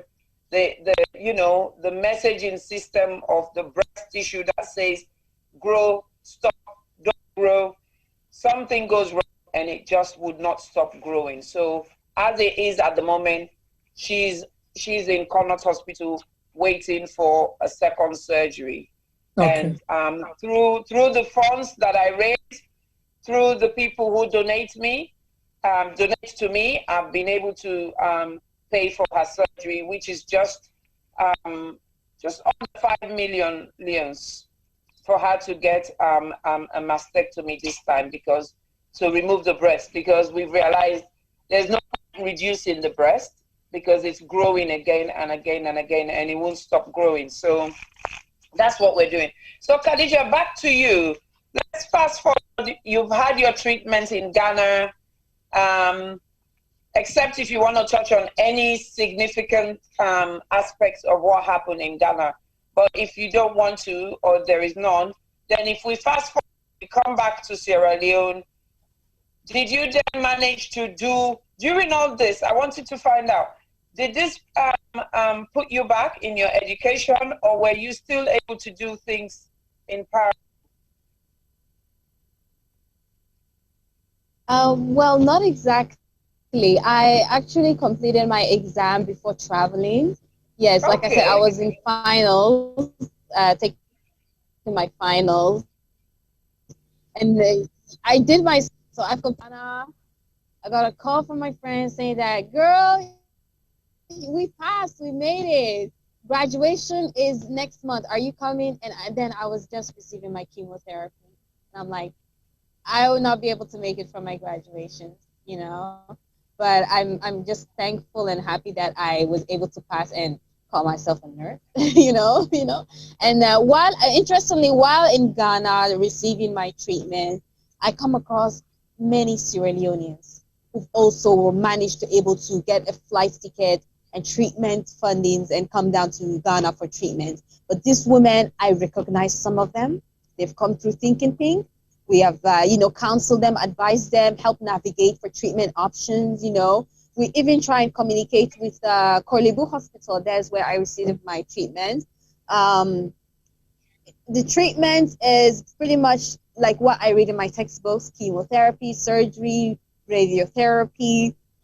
And interestingly for me, when I was in Sierra Leone, when I thought all hopes is lost to travel to Ghana, my doctor then says, okay, then the next option is mastectomy. That is the removal of the breast. That's what further broke my heart, like really. But when I got to Ghana and I met my first oncologist surgeon, she was like, an oncologist also, medical oncologist both. There was like a group, a team of people. They have to do my second surgery because sadly enough, I had my results from Ghana in Sierra Leone. They would not accept my results. They were like, I have to undergo, hello, are you there? Okay, I have to undergo another surgery, second surgery again, which was traumatic for me, and have to do another histology test, as you mentioned earlier. And they said that the cancer has not spread, so I will not be losing my breast. That was the most happiest day of my life. I'm like, well, it's worthwhile. All the pains, all the sleepless nights, all the fundraising. I can just imagine, really, like, because I finally kind of accepted that, okay, my breast will be removed. I will accept it. Like, I was mentally preparing and also physically preparing. I got myself a prosthesis already, just in case, you know. But giving me that news was like, wow. I mean, alhamdulillah, I was super excited. Then I'm like, okay, so I can go back home. And they're like, not just yet. There's some evidence that there's malignancy. So you have to undergo chemotherapy and radiotherapy to be on the safer side. And back to the story of meeting other Sierra Leoneans coming in. They've come in now late stage. It has progressed. And I would be with them. I have my appointments, but I would be with them because they come here alone, some of them, with no one to look after them. They have issues with accommodation as well, you know. I help them find out some cheaper accommodation, like a guest house where they can stay in, you know, guide them through. I'm a patient myself, but I'm also like a caregiver there again.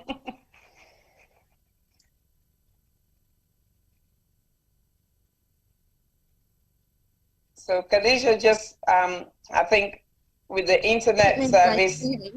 Yes, it's for Sierra Leoneans, or let me say other Sierra African countries, was literally 3 times over. I was very frustrated because I met a young lady my same age at that time, 24.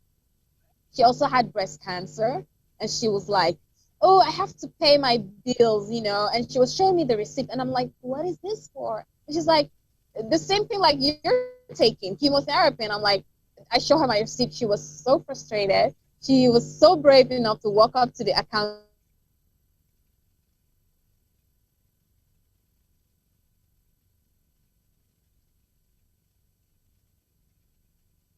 Sorry, I have a call coming in, but it was really traumatic. And I found out that even a consultation to meet a doctor, which is actually compulsory for every cycle, is $100. Even in a government hospital, it was too expensive, let alone the chemotherapy and the treatment. I have to pay $1,000 for just a surgery. If it was here in Sierra Leone, it would just be, you know, like $30. That's literally what we paid in Connaught then. $30. I have to pay $1,000 for a surgery. And I was really, I felt really cheated and unfair. I was hurt and angry, but I couldn't do anything because it's Ghanaians. That's the rule. That's the law. I mean, if we had such facility in Sierra Leone, we wouldn't be going through that, you know. And I was, even while there, I made lots of nurses friends. You know, sorry, Nurse Lucy. Her name is Nurse Lucy. She is amazing. At that time, there was a course going on, breast cancer nurse. And she's like, I'll pay for you, take it. And when you study, when you go back to Sierra Leone, you will help other women, you know. I'm sorry. It's okay. It was like you said, nice, it's tears, tears of joy. Yeah, it is indeed, it is, yeah. Alhamdulillah. And I went through the course and I really had so much ideas. Imagine while receiving treatments, radiotherapy, I was undergoing radiotherapy then, going every day for literally 6 weeks. And while I would take my class, and then in the afternoon I'll go for my radiotherapy. And that was how it has been going on, you know, until I completed it.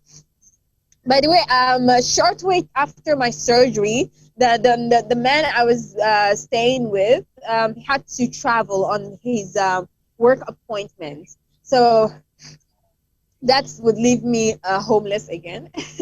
But I reached out to the embassy in Sierra Leone, and there was really not much they could do. But a lady there, her name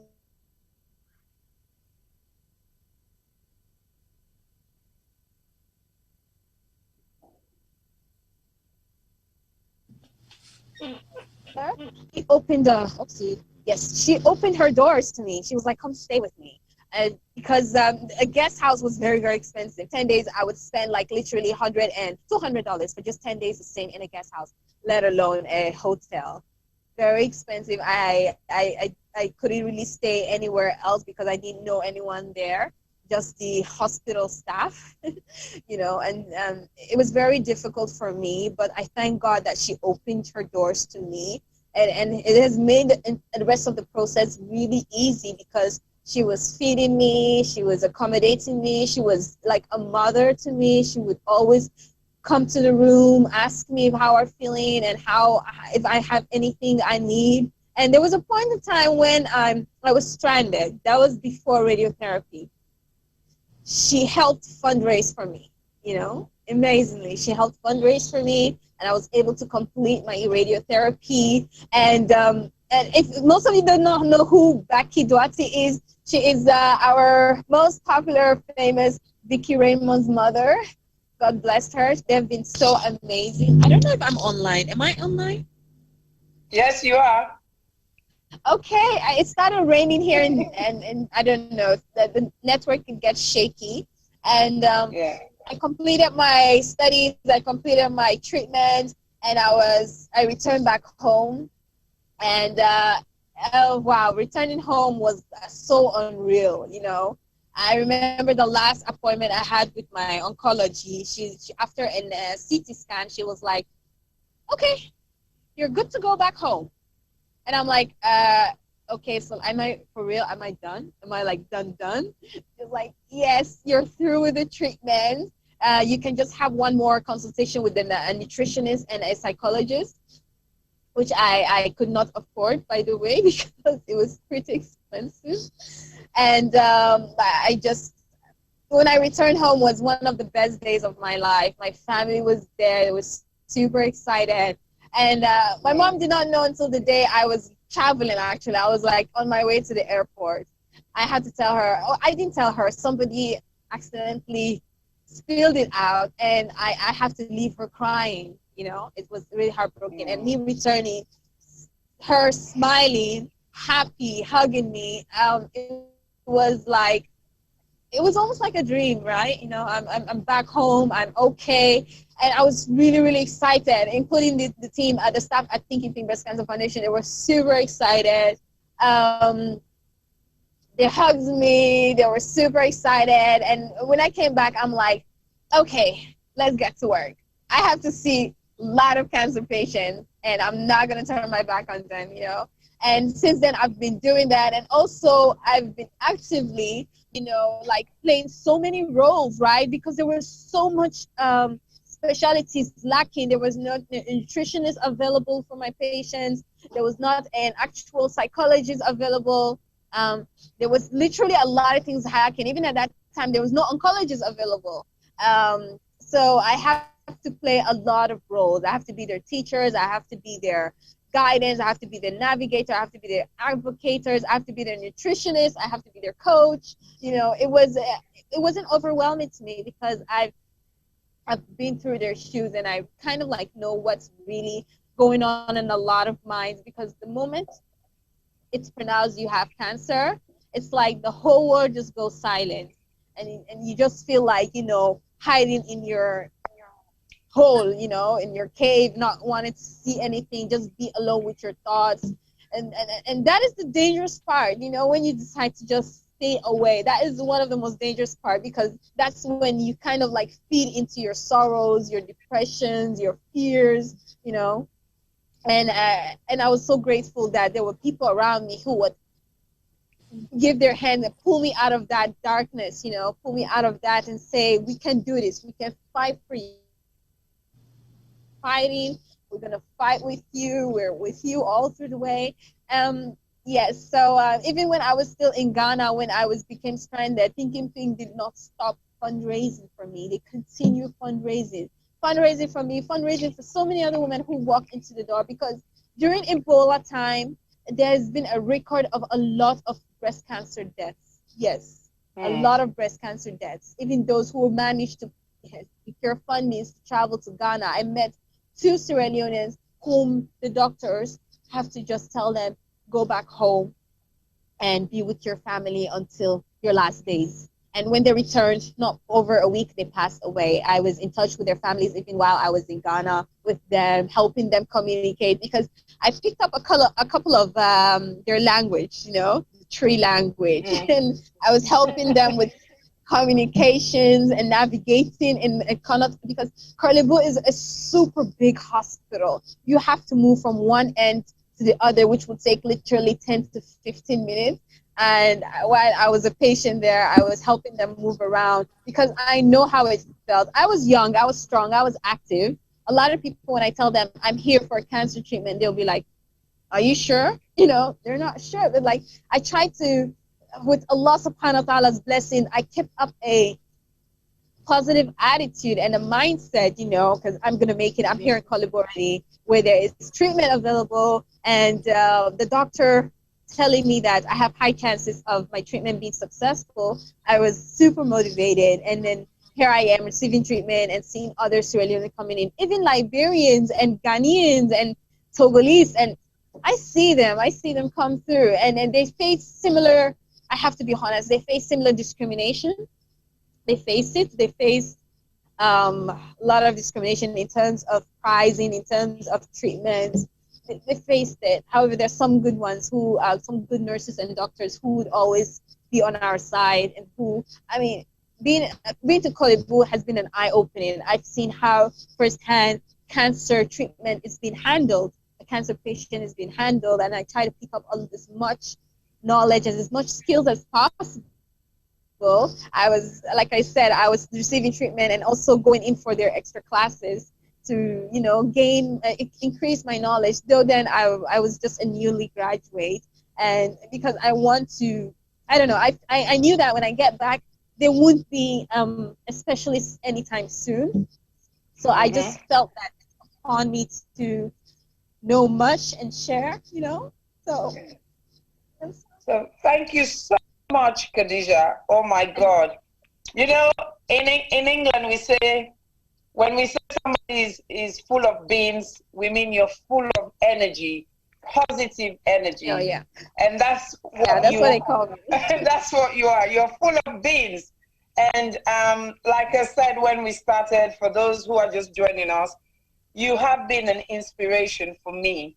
And as your mentor, because you saw me and you said, whether you like it or not, you're going to be my mentor. I'm like, okay. I'm like, this girl is ready. She's ready for me. She's ready to suck knowledge. And for those of you who haven't met Khadija or haven't worked with her, I think myself and Crimelda, who is watching, will share the same opinion about Khadija, is that don't show you have knowledge. As long as you show you have knowledge, she's going to go for that knowledge. She would bug you. She would ask you questions. She will ask you and over again, and she will come back. She will tell you, well, I've done this with this information. What next? How next? I mean, it's amazing what she does. She'll be doing treatment in Connaught and what's up in me in England, you know, and saying, I've just done this, but this is that. What do I do? And I'm like, oh, Khadija. So it's been amazing. It's been phenomenal for me. I think it's a blessing. It's a blessing and one of the greatest privileges and opportunities I've had in my life. And I give God the glory. Khadija, it's been such an amazing experience, such a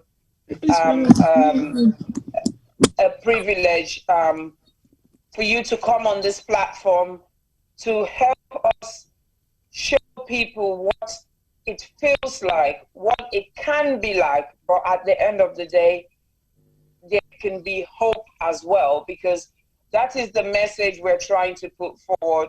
It's about giving hope and saving lives. And by sharing such experience, it actually shows people that actually, yes, it was quite challenging. Yes, it was quite traumatic sometimes. Yes, it was quite, I don't know what to do now. But at the end of the day, you're still here. you're still alive, you're still, it's like you've still got more fire in you to just move and move and move and move, which is why he said to me, you must do something about chemotherapy in Sierra Leone. You must do something about the services people are receiving when they come for either their chemotherapy treatment or their breast surgery. So she literally, this is the young lady who said to me, you must adopt this word. You must do something about this word, Sister Isita. You have to do something. And I'm like, I couldn't really say no.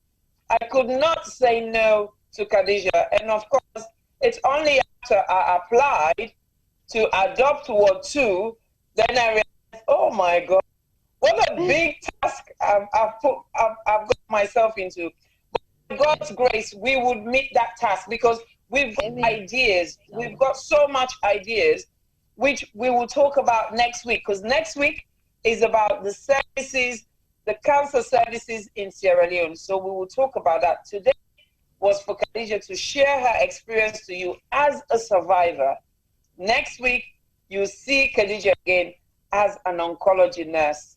A nurse, like she said, that does positive sensitization, a nurse that is also a counselor, a nurse who is also a coordinator, a nurse who also is the chaperone for the doctor, a nurse who is also, the communicator, everything. She's mistress of all trade, Khadija. If I personally had a way to nominate someone for whatever prize they do in the world, Khadija will be top of my list because of what she does. She's all over the place. It's been Breast Cancer Awareness Month, and she's everywhere, on every radio station, on every television. My mother, who is in Bo, heard her on the radio the other day and said, oh, we've only got one oncology nurse in this country. I said, oh yeah, Khadija. She said, yes. I said, I know her. She's my mentee. She's like, oh really? I said, yeah. I said, she's amazing. She said, oh yeah, she sounded like that, and very knowledgeable too. So we thank God for you, Khadija. And I think probably, like we say, from a spiritual and religious point of view, you had to go through this journey so that you are where you are today, so that you can give what you know best to give. So we're very, very grateful. I mean, before I move on to the rest of the gentlemen on the program, I just want you to give one last word to our viewers. What would be the one thing you tell our viewers today about breast cancer? What will be your take-home message? Breast cancer is real. Everyone is at risk. Be sure to check your breasts, especially for women, whether you're just developing your breast or you're old grandma, an old age. Be breast aware. My lump changed from no lump to a lump in a matter of 4 months. That is how a short time it would take. It can take even less than that, really. Cancer is real. It does affect anyone. I was a nurse. I was teaching people. I was counseling them. I knew all the signs and symptoms of cancers. I knew pretty much a lot that I was even nursing patients. And to think that I would get cancer, I felt like it's a betrayal on me, because I'm doing everything to fight it. How could I just get it, But then that tells me that everyone is at risk. Anybody could get it. The most important thing is to be alert, be aware, know the facts, check your breast regularly. Go for your regular breast examination. For women above 40 years of age, go for a mammogram. After returning, I have to take my mom for a mammogram to just check her breast. Even though she has no signs and symptoms, I just try and make it a habit for her to go every 3 years at least. But at that time, there was no mammogram in existence. It was only recently that we had it, about 3 years ago. that we had a mammogram in Sierra Leone, and currently there's only one functioning mammogram in the entire Sierra Leone here, serving the population of 4 million over women. And we are advocating and encouraging women to come forward. Thinking Pink Breast Cancer Foundation has partnered with EcoMed, is the name of the laboratory facility, to offer at a discount rate, because it's pretty expensive, I have to be honest. $50, that's like 500,000 leones, and not many women would just willingly drop that cash in, or even have it to go for it every time. So we partner with them to give a discount rate for patients who are going in at least for this month of October, also for an ultrasound, which is very good for younger age women or childbearing age women, and also try and partner with other pharmaceutical pharmacies to offer, especially in the area of chemotherapy, to offer a discount again for our patients, to make it cost effective so that patients can receive it. I administer chemotherapy and I see my patients. Okay, I'm now an oncology nurse, but I'm sorry. So it's like a lot of them have these challenges, and I know I when they complain saying that they have 6 cycles to complete, they have undergone 3, they can't come for the 4th one simply because there's no money to buy the entire drug, you know. I remember I was at one time in that position and people helped me, you know, and simply by just talking, you know, raise your voice, talk about it, ask for help, you know, there might be people out there, and guess where they go when they need assistance? Thinking Pink Breast Cancer Foundation, because we're there advocating on their behalf and fundraising, and we put in most of these bills, right? Because sometimes they can't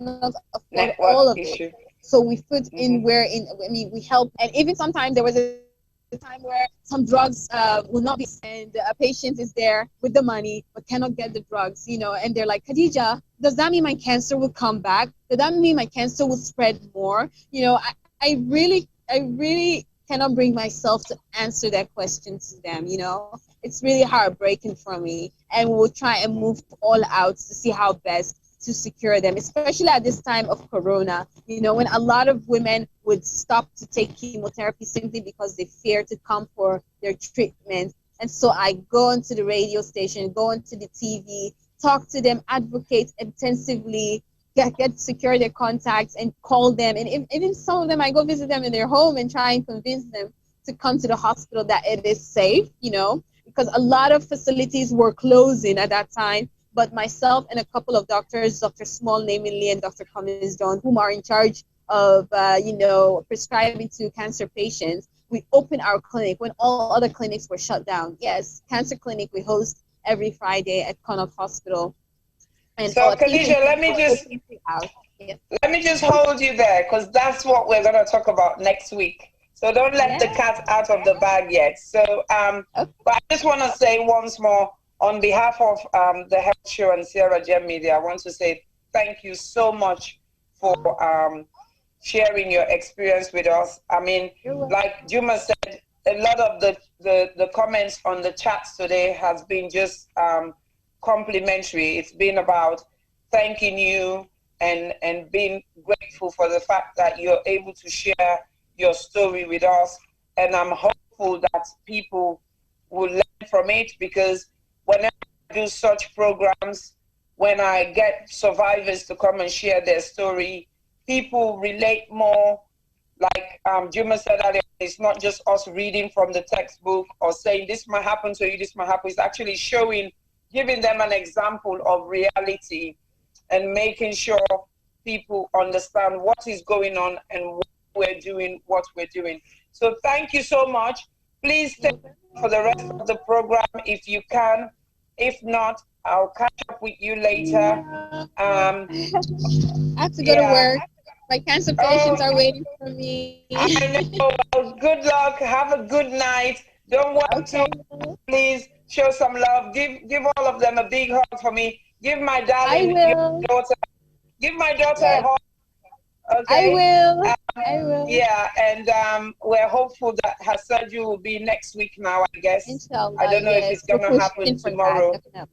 Yes, hopefully. But thank you. Love you, loves.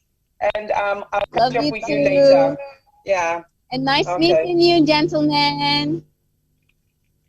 Hi, Khadija. Masalama. Bye-bye. Thank you, Aisata. Love you. Love you too. Right. So me fumble them. Una thank you for watch. I go pass the mic to me brothers. Femi, you want to say something? A closing word from you? What do you take home, or what you take home message for you fellow brothers them who they listen to this program right now? You didn't I mean and give blackouts, no problem. Aisata, my video is still off. What can I say, Aisata? Can you come back to me? Can you come back to me after? I've got something to say. I've got something to say. These gentlemen they're struggling. Today they're struggling, and this is what it's all about. I mean, I didn't give them any warning. I didn't say I was going to involve them as much as I have. It's usually they're just behind the scene giving me instructions. Even the one in talk today, a multi-full. Today, Juba, a multi-full, you don't know waiting for talk. As of you, T-Boy, I will come to you. Now, one question I have for you, T-Boy. Will this now make you check your breast? I need to answer you because today you blank me. And when you blank me, you go talk to the one that you can talk to, they talk about. Today they say nothing again. So continue. Continue. This line and call jealousy. Because you don't blank me totally. And I got beaucoup what I want for say. I don't raise me up na the screen. I don't flag you. I don't put me up na the technology side. You just they blank me. No problem. I will not say nothing no more, my dear. We don't beg for that. We don't beg for that. We beg both. You see, the viewers, they beg you. The viewers, they beg you. Una can't me people there. See, no. Okay, wait, I did talk. No, for the sake of the viewers then and Khadija, I did talk. Because I've been for really once, at some point, I've been one for stop Khadija. See, Khadija, I beg you, stop. Are you a living superwoman? Because I can't imagine. This now something beyond my wildest dream. This is a living superwoman. How can you be going through 110% worth of trauma in your head and you're seeking the interest of other people who are going through the same thing like you? Now, this in kind of in a salon, to be very honest, I can't find two of Khadija in Sierra Leone. But the good thing we it also do, we come out today, we are see. Now the fact say it make me Muslim sister, they know say Subhanahu wa ta'ala, they exist. But not just by knowing, but they actually talk the word Subhanahu wa ta'ala, inshallah. Khadija, God bless you. At least you make me use the Arabic word then today. Now this platform we would want to. That one that way the pull inspire you go know you go know you young today.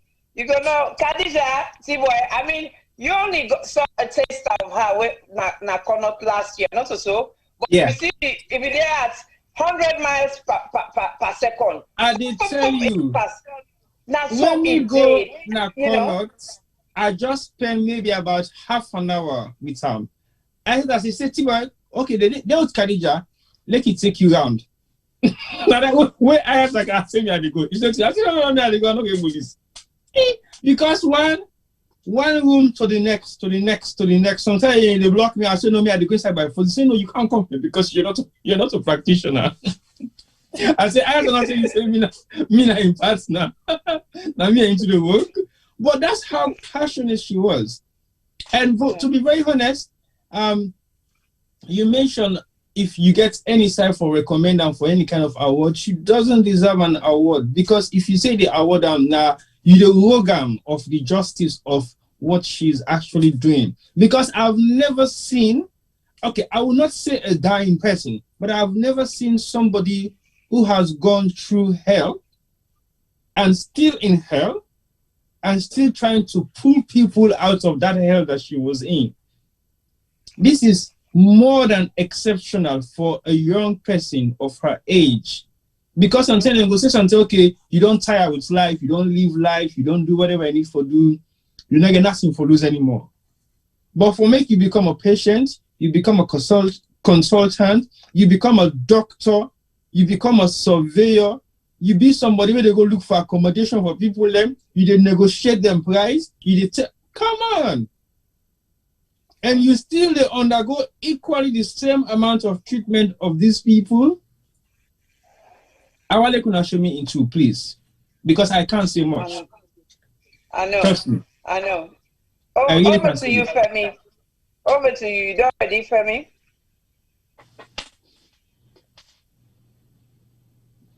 Yeah. I was ready. I won't go last because that boy then called Jumadi in Yai.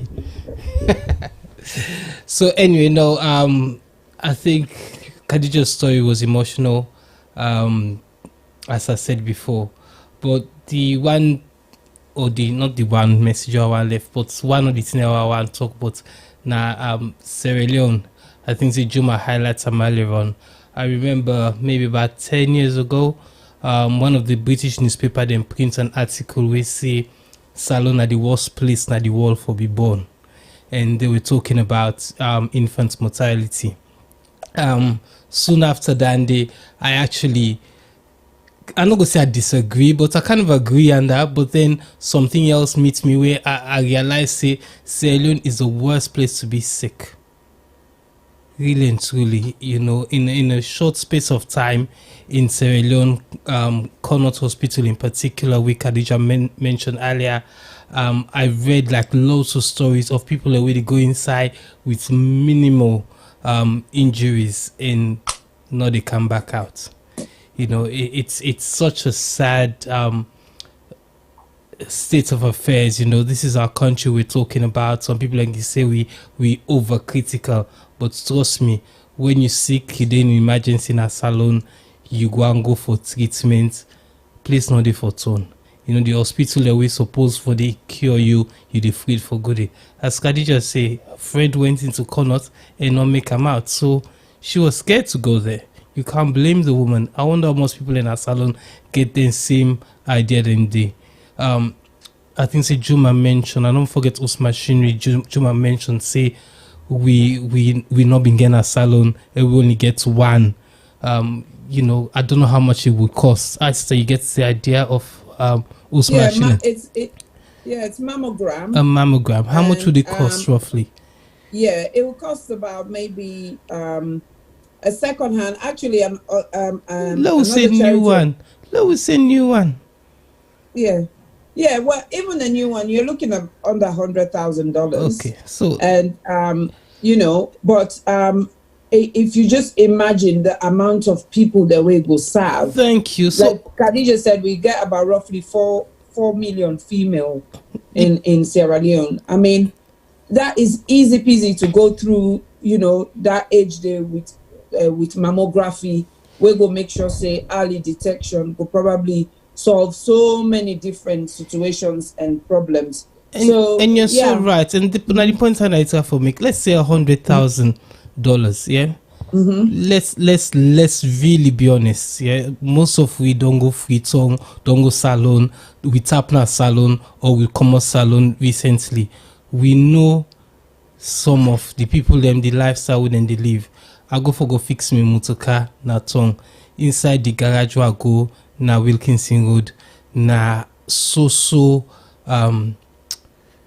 call the motorcar. Them powerful motorcar in the camp. Range Rover Sports. If you see them, and not I don't criticize the young ladies in Sierra Leone, but most of them are driven by these young girls who we know say not really and truly hold down a serious job, but they can afford these cars. And I'm not gonna say the motorcar can cost 100,000, no, but trust me, if the people away they pull their money, then they buy these houses and these luxury items for their friends, they should be doing a lot more for our country. Really and truly, I think say we've been let down by our leaders. Our priorities are wrong. And somebody said to me the other day, thank God for Corona, because we corona don't cancel right now, we all now one. Where you sick, na the same hospital then get for go menu. Before corona day, where you sick, you dey jump na jet, you fly go around the world. But now we corona no day, we now all get for cabin now we hospital them. It's and that's food for thought. If you gently, you pour, cancer doesn't look back. It's important that the people in power bring up with healthcare. Buy the equipment what we need for save lives, or for at least make lives them better. If somebody gets this sick and Dani go down to go, at least make they will get some of the treatments that we go make sure say not suffer too much till they go. Or if you will cure them, but I just feel say a lot isn't been done on the medical side in Sierra Leone. So Namyon Dande, my name is Femi Palmer. I know say beaucoup people in the car hates me for it I talk, so they will say I'm anti-Sierra Leone and anti-government, but really and truly our leaders need to look themselves in the face, look themselves in the mirror and see whose side in priority they lie. Thank you so much, Femi. Thank you for that. I want my brother, I want to let you close this. Juma, now I want to let you close this. So just give me 5 minutes. I don't know waiting for say Usai for start or how for end this, but just for say it's been amazing. It's been an eye-opener for a lot of people. For me, this is not my first experience. And this is why I'm passionate about what I am doing, raising health and promoting health and well-being awareness and all of that, but primarily cancer in Sierra Leone. Cancer in Sierra Leone is a big issue. It is one of the biggest problems we have. The reason being is because we have very little services available to support this type of disease. And it's a disease that is, we don't know how much we get them right now because we don't have the diagnostic services. Because people, they say, hey, cancer de salon. Of course, cancer de salon. For every time somebody gets lump or boil pine breast, it's highly likely now breast cancer. For every time a man they find it difficult for peace or a pseudonym in body begin harm in all well, it might be they suffer from prostate cancer. Yes, sometimes it might be enlarged prostate. We're not gonna for do with cancer, but it might be that they get breast cancer. For every time recently, they see all some video that they go around where they show people them belly a big tay. It might be that they're suffering from liver cancer. For every time you hear people and they say, oh, that person, they don't do something, they don't make it not able to go to toilet, meaning he's constipated. It might be that person they suffer for some form of bowel cancer, either it be colon cancer or rectal cancer or anal cancer. And because now the guts they affect, so what do? It block you gut, so you're not able to go to toilet. So nobody make you not able to go to toilet now because there's obstruction there when at the cancer. So there's so many different cancers in Sierra Leone where for we when a specialist in that area they hear stories or they see information, we they think to ourselves say, this might probably be a cancer. But the reason why sometimes it's even difficult for call somebody and say, oh, you don't do this, you don't do that, because we don't have the services. Like Khadija say, we only have one mammogram and it's $100 per check. How many people can afford $100 even a month, let alone for go do the treatment, the test? The same goes for the chemotherapy. It is expensive. Chemotherapy is not just something you get a one-off treatment. It comes in cycles. And sometimes you need to get up to 6 cycles. And each cycle, sometimes they cost $3 million. So imagine that. Imagine having to have surgery, operation, what will cost you minimum 4 million, because you get for pay for blood, you get for pay for this, you get for pay for dressing, you get for pay for all these other things, which sometimes that person not even see 4 million for the whole month. And not able to see say in lifetime. Yeah, now in lifetime.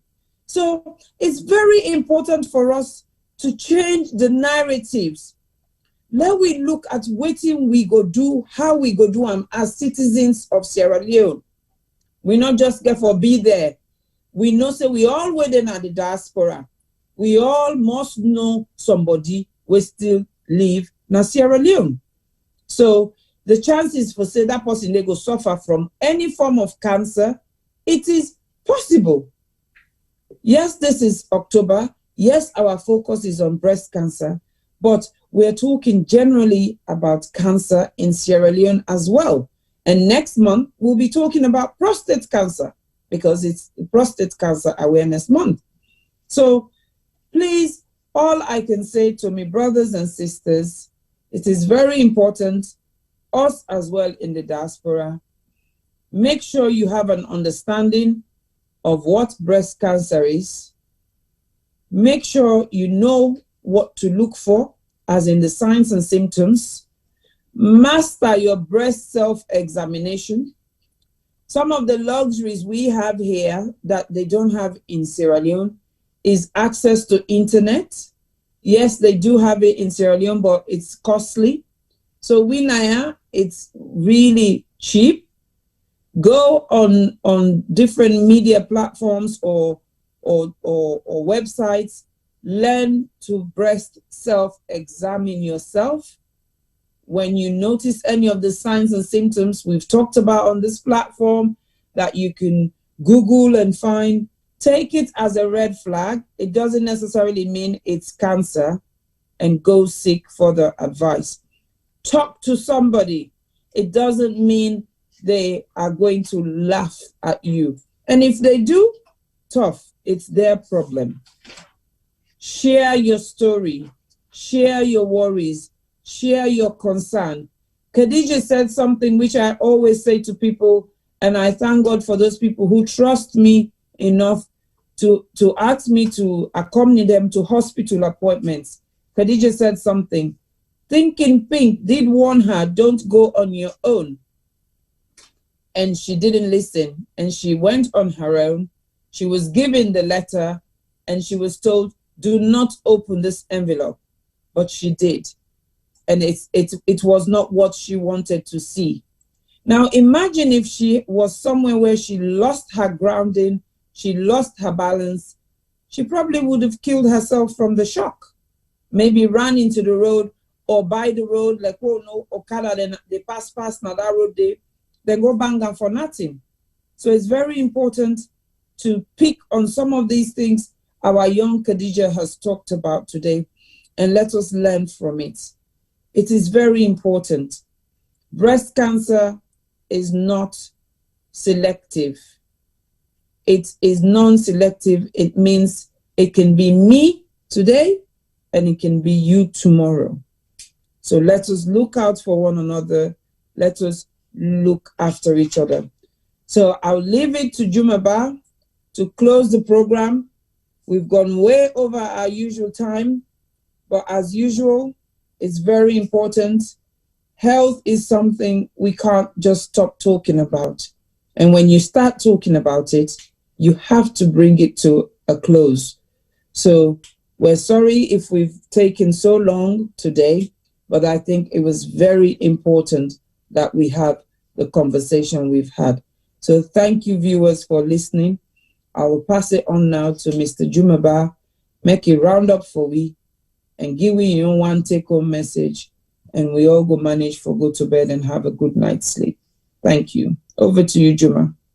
Thank you so much, Isata, and thank you to our viewers for being with us on this health show, and of course discussing living, coping with breast cancer.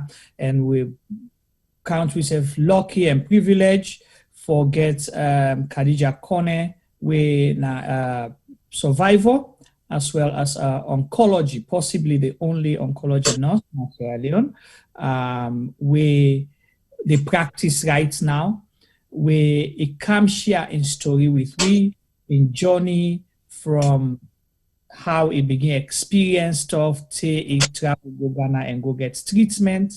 And like T-Boy say, when I was listening to Khadija, I try for play some one side, but I'm not able, because I saw, like T-Boy, I saw Khadija the person, I saw Khadija the patient, I saw Khadija the young Sierra Leonean, I saw Khadija the patient with the struggle, I saw Khadija the nurse with the practice on the go, I saw Khadija the social worker, I saw Khadija the case manager, I saw Khadija the nurse practitioner, I saw so many, Khadija.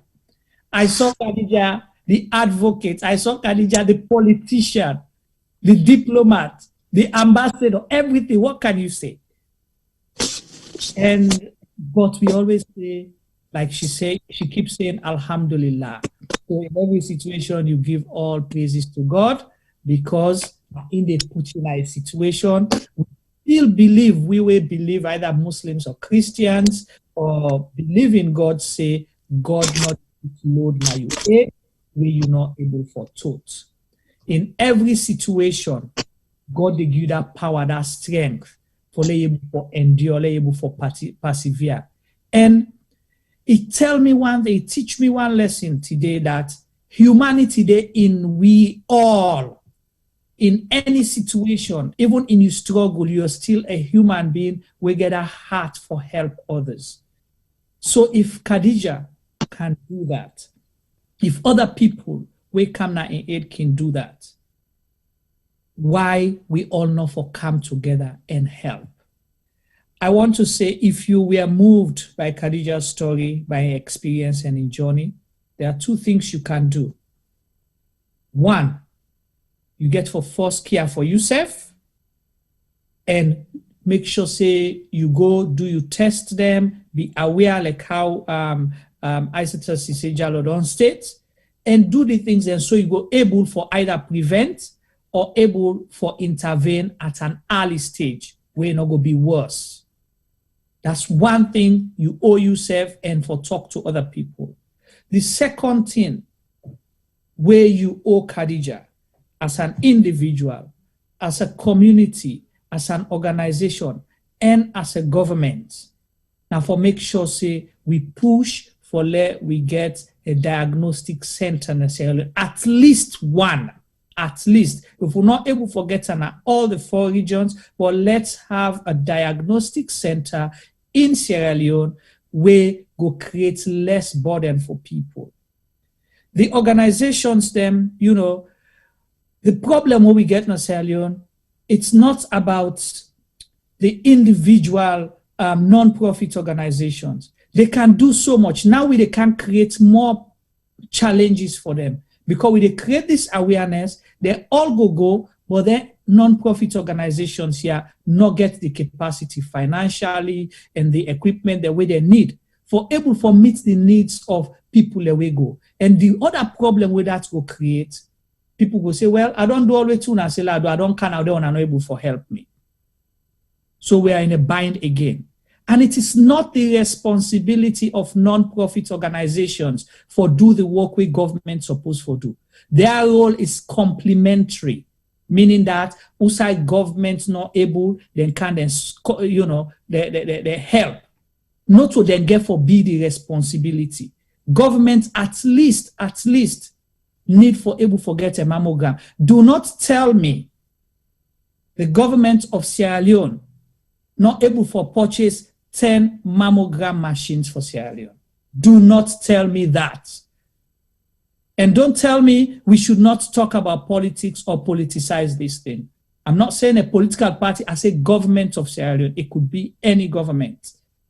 Khadija situation happened 5 years ago. I cannot talk about our experience, we'll go do medical mission, and that's not for this one. But don't tell me, if government you really, really serious, 10 mammogram machine is about $1 million. $1 million, you can sign a check. Executive order, they sign that check, you get them in 2 weeks. And you can even get them in discount price. Do not tell me government of Sierra Leone not able lobby. Where you go meet your international partner, bilateral organizations, say, what can you do to help? Say, do you know what? We don't want anything this time. We want 10 mammogram machines for Sierra Leone. We go benefit Sierra Leoneans. The one way they, our people are aware as well. EcoMed, not a governmental, now private run institution. That institution can decide for fold up till they say they not get business, then pack come out na salon. Then we go back to zero. We not get mammogram machine. Come on. It's embarrassing at this time, this day and age.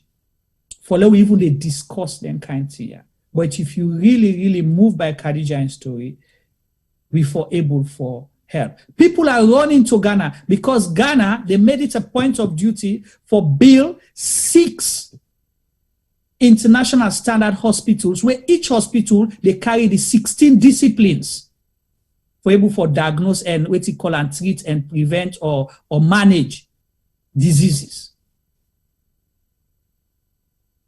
But I want to say thank you so much to ISETA, and I hope that we will watch, we will able for stepping when their organizations here like Thinking Pink and the other organization where they reach out to now for help. Let's help them for now because that's what we have. We get for manage which we get until, we government able for step up. Thank you so much to my colleagues T-Boy and Femi Pama, and of course we host and moderator ISETA Sise. But on a lighter note, I want to say these guys, there's something. ISETA, you see T-Boy can make like a for say not they listen. T-Boy they listen in a coward. They do self-breast check.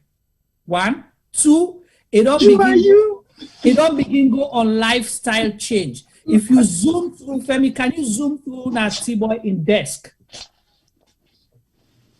T-Boy, can you move the chair? Which chair? T-Boy gets the drink where T-Boy they drink now fresh fruit drink. Not to artificial or ISETA. So if you think say you not get impact, you see? I am only 35 years old. You see? Remember? Yes. And like you clearly say a couple of weeks ago, you have to keep yourself healthy. And I'm only 35. And I don't promise when I say I get more 60 years more for you. Right. And imagine this in Kangama. Please. So my brother, take a break, rest, think about Khadija, bring yourself in and out, and then you try for emulate Khadija. Forget about my healthy living. Khadija is an inspiration.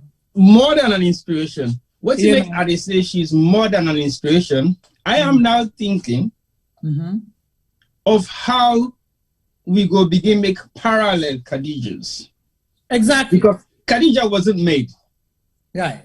But we can make parallel Khadijas. Well, Khadija will inspire and mentor you. Khadijas. And that's what we but have to in the school. only way that will be possible if she has the support network, if she can have all the mechanism around her to do that.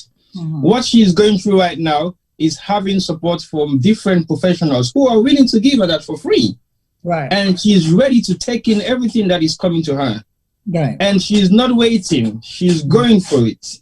So as far as me concerned, we need to find out, these are the actual role models we have in Sierra Leone, but we don't actually give them that honor. Because as far as I'm concerned, role models in Sierra Leone don't drop down, especially for women.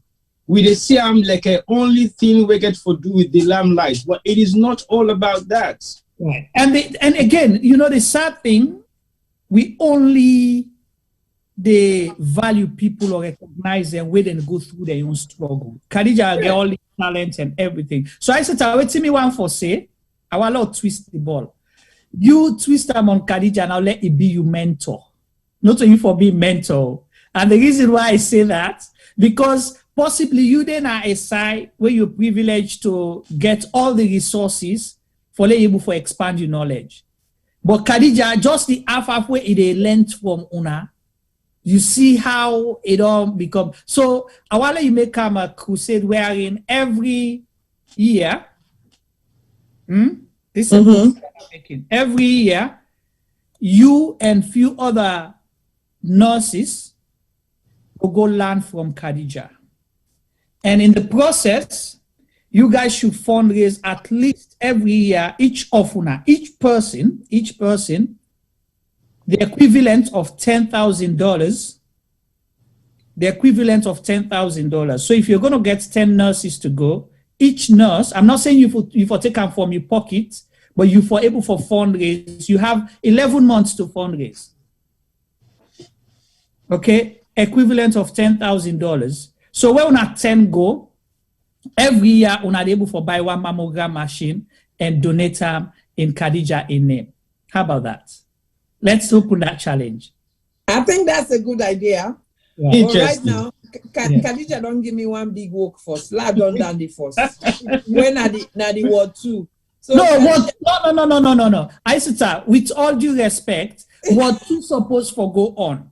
This one, word 2. So basically, what you're saying will work very well when word 2 is in a better place, because then we don't have to wait. Now we have to start. We said a join. We said a join because what you make, you get 2 months for the end of the year, right?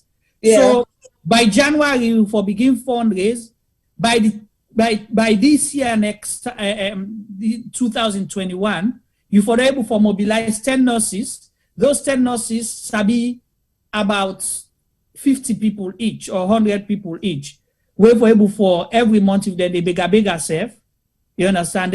Then say we end up for top up. So 10,000 equivalent $10,000 each. So $100,000 every year for buy one mammogram. So they put government to shame. If we can do that in 11 months, why government's not able to do them in 5 years? Machine. So that's the challenge. So it's an open challenge, but it's positive, healthy competition. So, but what do you think of that? I 110% agree with you, because again, not that nurses are more privileged in Europe, but I think they have access to at least save from their own coffers. This is a challenge. I don't think we for shy away from say if you get for pull out from your pockets. Yeah, because what is there for do now for create that platform so that we encourage more women for coming to the practice. Because the reason why most of them they go into the practice, because the basic facilities are not there. So why would you want to go and train for something that you cannot actually practice in civil?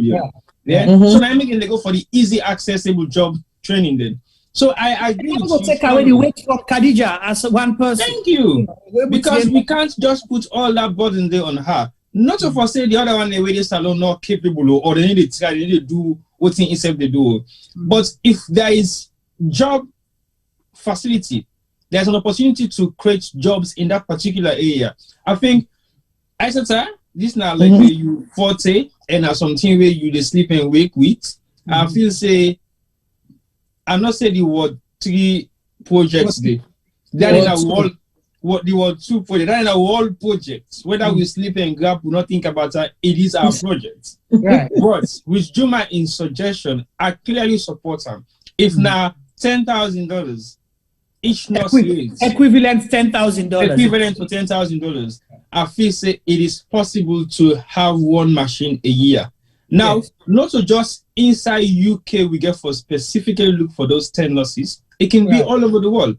United Kingdom, America, Europe, and Canada. Australia, Canada. So we can spread them out. So we don't put the burden just in one particular region. But I think it will work out well. And I think that you sabi 10 nurses, I want to bet, right? Oh yeah, I sabi 10 nurses, of course. And then 10 nurses, then they must sabi 10 more people. And then another 10 people must sabi another 10 people. So let's start with that. It's a challenge. It's possible. It is a challenge. Let's see how far we can go. We'll think about it more. I think I sabi one nurse we already did it. Aminata Kande, is she a nurse? Aminata is viewing. And she's been for bring cam na this show, yeah. So in a balance. I don't reach out to her in a balance, but get for Camille wait no more. We'll get for the own specialty area. So I don't announce her now, so you not get for balance again. You know. Yeah, so we can. It's possible, Isota, and I don't want us to shy away from that. We cannot. No, it's actually a good idea because, like I said, I always believe in one thing, and that is we have to do things collectively. Yeah, and which will then make a greater impact. And yes, we know they try for take Mama Salon, the government in job in hand, but we self one proof to the government say, well, if the ordinary people can do it, what are you waiting for? Right. What is going on? And I think because it don't tell with people that they suffer in Sierra Leone for healthcare needs. Now we even put cancer aside. There's so much. I know there's so much going on. There's so much being developed. There's so much. Well, most of what's being developed is just from AIDS, NGOs. And because every NGO gets your own thing for do, there is no collaborative work going on. For example, within cancer care, you have and you need a multidisciplinary team. Exactly. One person not able to fight cancer.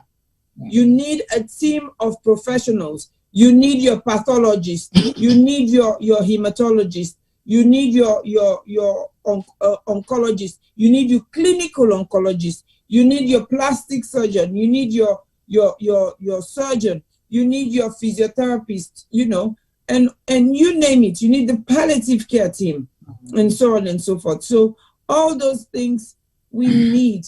And if we send them all the way for the government and for them, it's like they're not doing it. And maybe so let we do it to able and put the government to shame. Exactly. So we as the people, if we begin to do them things a day, maybe it will make a difference, you know. So I've been approached by nurses who say they're interested in what I do, and I'm going to put the challenge to them to say, hey, can you join me in the 10,000 pounds or let's say, you know, whatever £1,000 campaign. Each nurse for leading young group for race. It's a bit like they get how they call it in dash card, eh? Yes, dash card. Yes. I go to you put down there. We see people and get book them, ledger book with them, people and they contribute for marriage, for punado, for bridal shower, for burying, all sorts, yeah. So we can do the same as well for this one. We know they put pressure on them, but it's just like I think say how I follow close this breast cancer month. I want for push the button a little bit. Try for identify them 10 nurses, then they let them kind of program a big. So we'll try for that. Tell me what you think.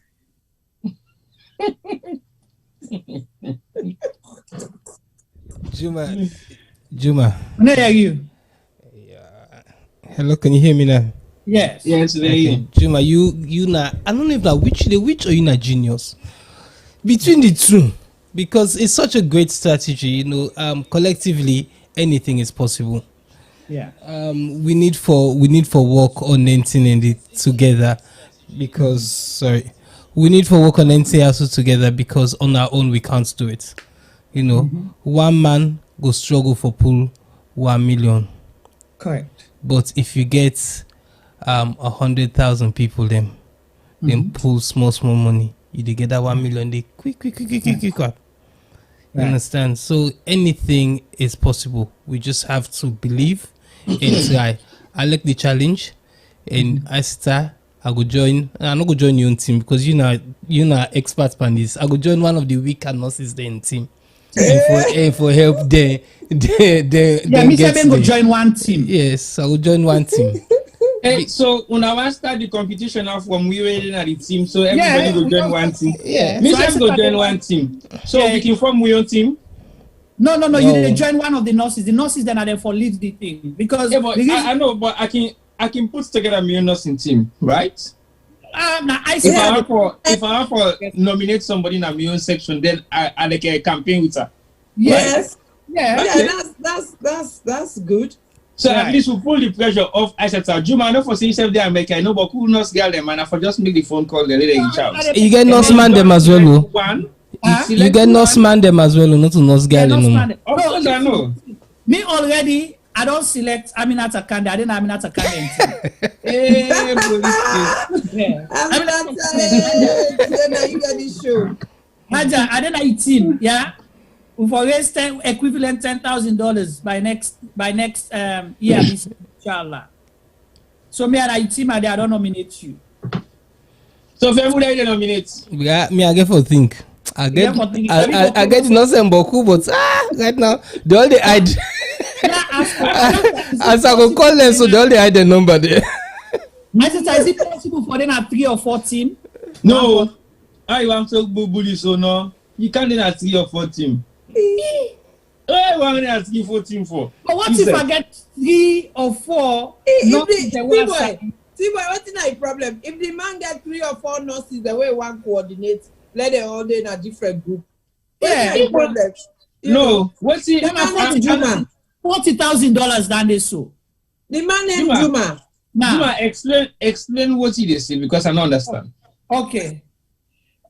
You see, mashallah, Ajad, I love you for the sake of Allah. He say, oh my God, Mama the Juma ba, inshallah. Bam. So you see, bam, you see? Answer. You see? So what I try to explain, T-Boy, is this. So we agree, say we want to forget 10. And we know say Aisata go take the lead, but no one for make the load heavy pana. So I don't think of one sister Naya. Inshallah, I will reach out to her, we will work out. Aisata go able, Femi say go in one team, you did in one team. But I know other nurses them where I already what they get in my mind right now, where I know say I will reach out to go able for do that. So if I reach out to 4, now 40,000. So if we aim for 100,000, they were able to get $150,000. What's the problem with that? That's a problem. No, I understand. So people reach out to other teams. You know, so like a how you call it in umbrella. You said no. I said like I form my own team there. You said no, I can't form my own team. You form the team. You they reach out and then we put the let them lead. Of course, I in the lead. Okay, but I will be the coordinator and running their campaign. I don't know how you do it. You know, you see, they don't even nominate another nurse. Somebody don't say Ramata Jallo as well. So, T-Boy, you see, we don't begin getting names coming up. T-Boy, if you are leading, they take notes of the names so they come up with. T-Boy, if you are leading the group, T-Boy, if you are leading the group, you get for go be nurse sooner for begin studying. Exactly. So you're not a nurse. You know which kind of nursing practitioner job I don't do in this country. I beg let's joke with you get for Palava business. Anyway, thank you so much, Aisata, and I think it will help a lot. The reason why I make us say this, I want to let people understand, say, we are not here to bash government or just for identify problems or cry the problems, but we want to be part of the solution as well. So we challenge, it's a proposal, it may be possible or it may not be, but we'll try our level best.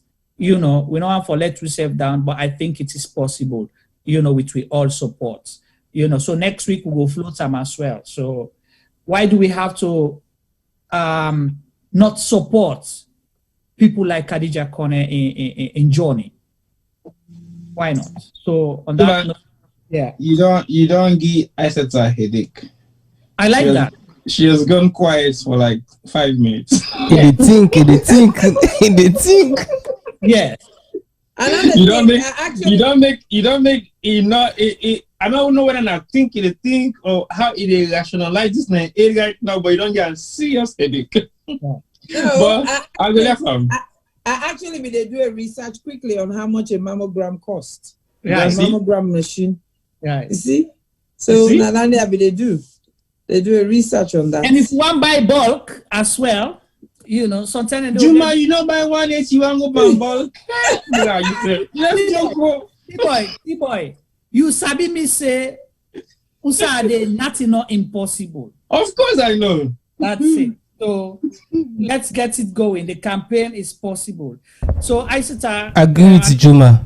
And sometimes if we start, some big people and go shame and then go follow away. Thank you very much. You see, me, I go join one Paminos then for campaign. for the last leg next year, when we reach for October Cancer Month, I wear pink bra and pink wig. For raise me $1,000. For raise me $1,000. Not to 1,000, $10,000. No, me on $1,000 for the North Valley support. Now $10,000 must need. Group of 10. So if you're gonna be on, then they find no problem. So then I'm your challenge, and for next year October, the whole of Cancer Month, I will be in pink bra and pink wig. And with the whole of Cancer, come on, so we don't we come online. No, not everybody work at street. So now we come online. No, we work out. Now we work at street. From Elephant and Castle to Borges Park. No, now we come online. No, not everybody work at streets. No. Yes, we do a sponsored work. We did a sponsored work. Tiboga forgetting pink bra and pink wig. Yes. Yeah. Yes, we're gonna do a sponsor work. No worry, Tiboy. You no worry. No problem. That be one. Now me the female. Now me the female. They keep them their footage. I'll be in London as well, inshallah. Okay, no problem. London. So again, for we viewers, then please, this is what we are suggesting. If you have better ideas or better ways for make things come up, fine. If you able to buy this mammogram machine even before that time, we appreciate it. What we want is for Sierra Leone to have the necessary resources for able to meet people their needs. That's what we are campaigning for here, not for just show off or anything. Until then, I will say thank you so much, and Aisata in capable hands for a close the program for we, because nobody expect this curveball will carry it. So over to you, Aisata.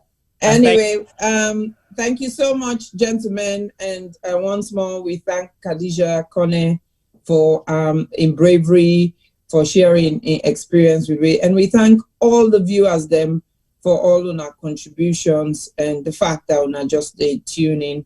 We hope una they learn one or two things from waiting with a Guinea. So for me, promoting health and well-being is very, very important to me. I'm passionate about health, but more so about cancer. And we're talking about breast cancer because this is a month that is chosen globally to raise awareness about breast cancer and for giving that special attention we need. Yes, the breast is part of our reproductive system, but it's also an organ, and it's an organ that can be affected. And when it does, it can lead to death if it's not treated seriously and soon enough. So all this program, all this talk, all this laugh, all this cry, it's for make you and I pick up on the importance of what is out there, what we can look for, and what we should be looking for, so that we go get an early detection if we happen to get breast cancer. Because whether we like it or not, 1 in 4 women will experience breast cancer. And it is how soon you detect it truly determines the way your treatment will go. And for those who are living with it or who have experienced it, we know you're faced with so many different challenges. We know there is so much that goes on in your mind. And us, Sister Lucy, was there to help her. When she least expected it, Thinking Pink was there to help her. So there's always somebody there to help, but only if they know you need help and what kind of help you need. So please, let us pay attention to ourselves. Let us pay attention to our body, because only us, the individual who carries the body, knows what the normal body looks and feels like. So when there's changes, you would know. So thank you so much once more. Next week, we will be looking at some of the cancer services we have in Sierra Leone, and how we can support them, how we can enhance whatever they're providing already, and how we can take it forward. We've just talked about a challenge relating to mammogram. We've got an organization in America that is also trying very hard to raise some funds to get a mammogram for MEPS Well Woman Clinic. So there's a lot going on, a lot of non-governmental organizations trying very hard to make cancer and its services better in Sierra Leone. So to you watching, either today live on this show or later when you have your time, think about what you as an individual can do to make a difference. You might be in the diaspora, but I bet you would have somebody in Sierra Leone. So they might suffer from cancer or breast cancer. So until we meet again, I want to say thank you. Make sure you touch your breast. Make sure you touch your breast for any abnormality. Make sure you look for any abnormality, and make sure you check for any abnormality. So if you don't take away anything today, just TLC, touch, look, and check. And so let us continue to talk, learn, and share about health so that we can detect illnesses sooner and they can be cured as quickly as possible. Tata for now, until we meet again next week. This is Isita Sise Jallow of The Health Show, live on Sierra Gem Media.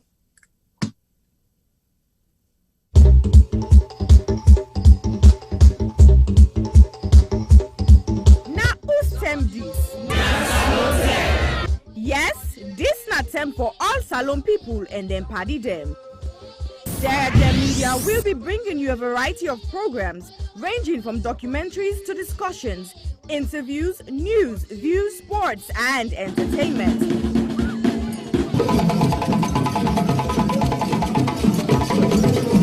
Our programs will contain matters on development, governance, the economy, and issues that are of importance to Sierra Leone. So, no left BNO because we get Bebe program then like Salon discussion, meets the ministers, the president's hour, and the Gladi program. Look me, I look you. All this they start soon na www.sierragemmedia.org. Now who's term these?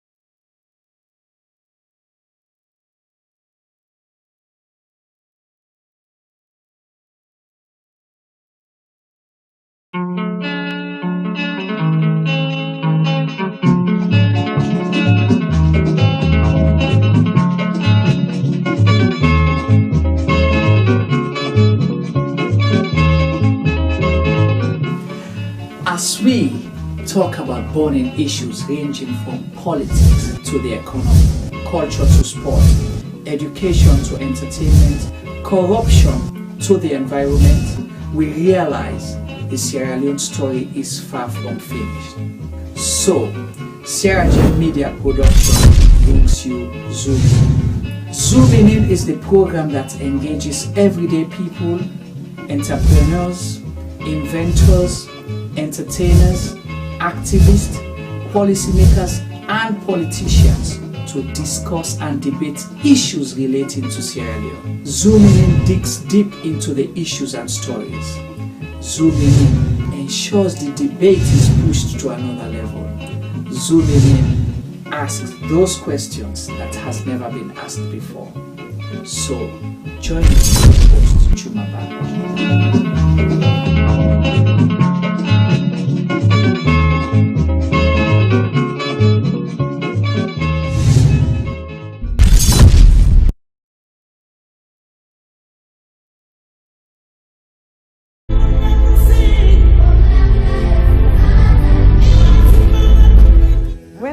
young, a lot of things were different. Unfortunately, most of the differences seen now are heartbreaking and are not good at all. Before now, men were strong protectors of the weak, fathers, brothers, lovers, sons. Their mere presence guaranteed the safety of women and children. But what do we do now? Men harassing and raping women. Men sexually abuse little girls. Men battering and killing their wives. Any form of sexual assault, be it rape, sexual abuse, or pedophilia, is a killer to human self-esteem. Women should stop dying in silence. Speak now. The rapist should be stigmatized, not the victim. I think death sentence should be the consequence of such terrible acts. And you mothers, build confidence in your children, put trust in them, listen to them when they make reports, and take necessary actions. Talking of mothers before now, women were virtuous. They were mothers, daughters, and sisters. Nurturing, counseling, supporting their men folks. But now, women are trafficking female children for money. Women are forced to be silenced. All this must stop, and it must stop now. Real men do not abuse, rape, or molest women and children. It is barbaric, unacceptable. Let all real men stand with us. Together, let's say an emphatic no to rape, sexual abuse, pedophilia, and domestic violence.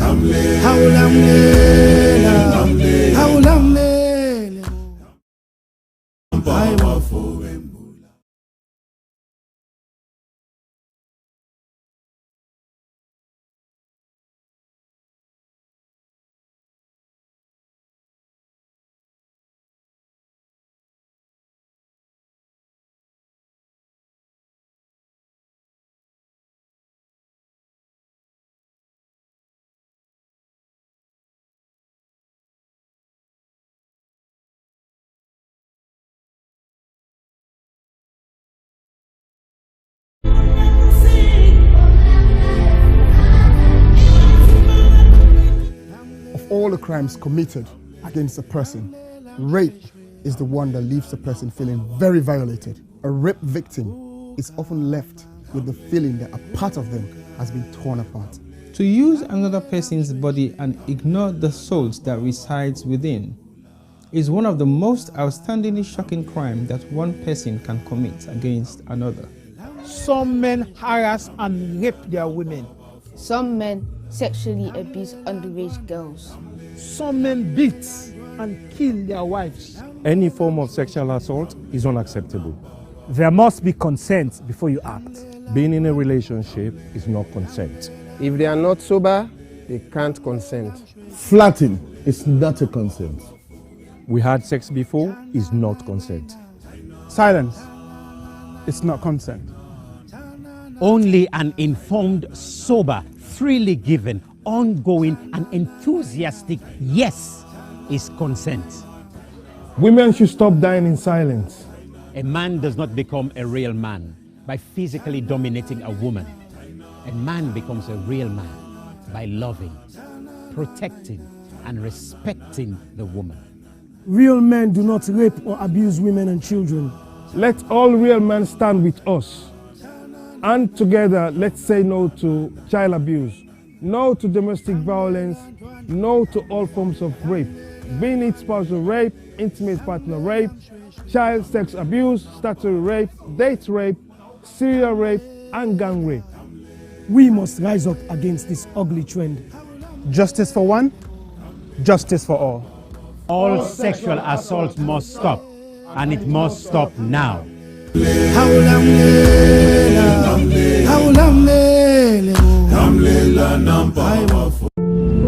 I was raped multiple times by my aunt's boyfriend when I was 6. I was repeatedly raped at the age of 8 by a close family member.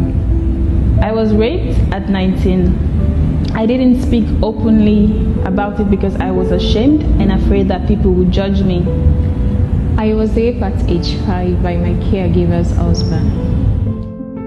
On June 17th, 2020, 5-year-old Khadija Sakho, a beautiful little girl from Freetown, Sierra Leone, was repeatedly raped and strangled to death, allegedly by her own cousin.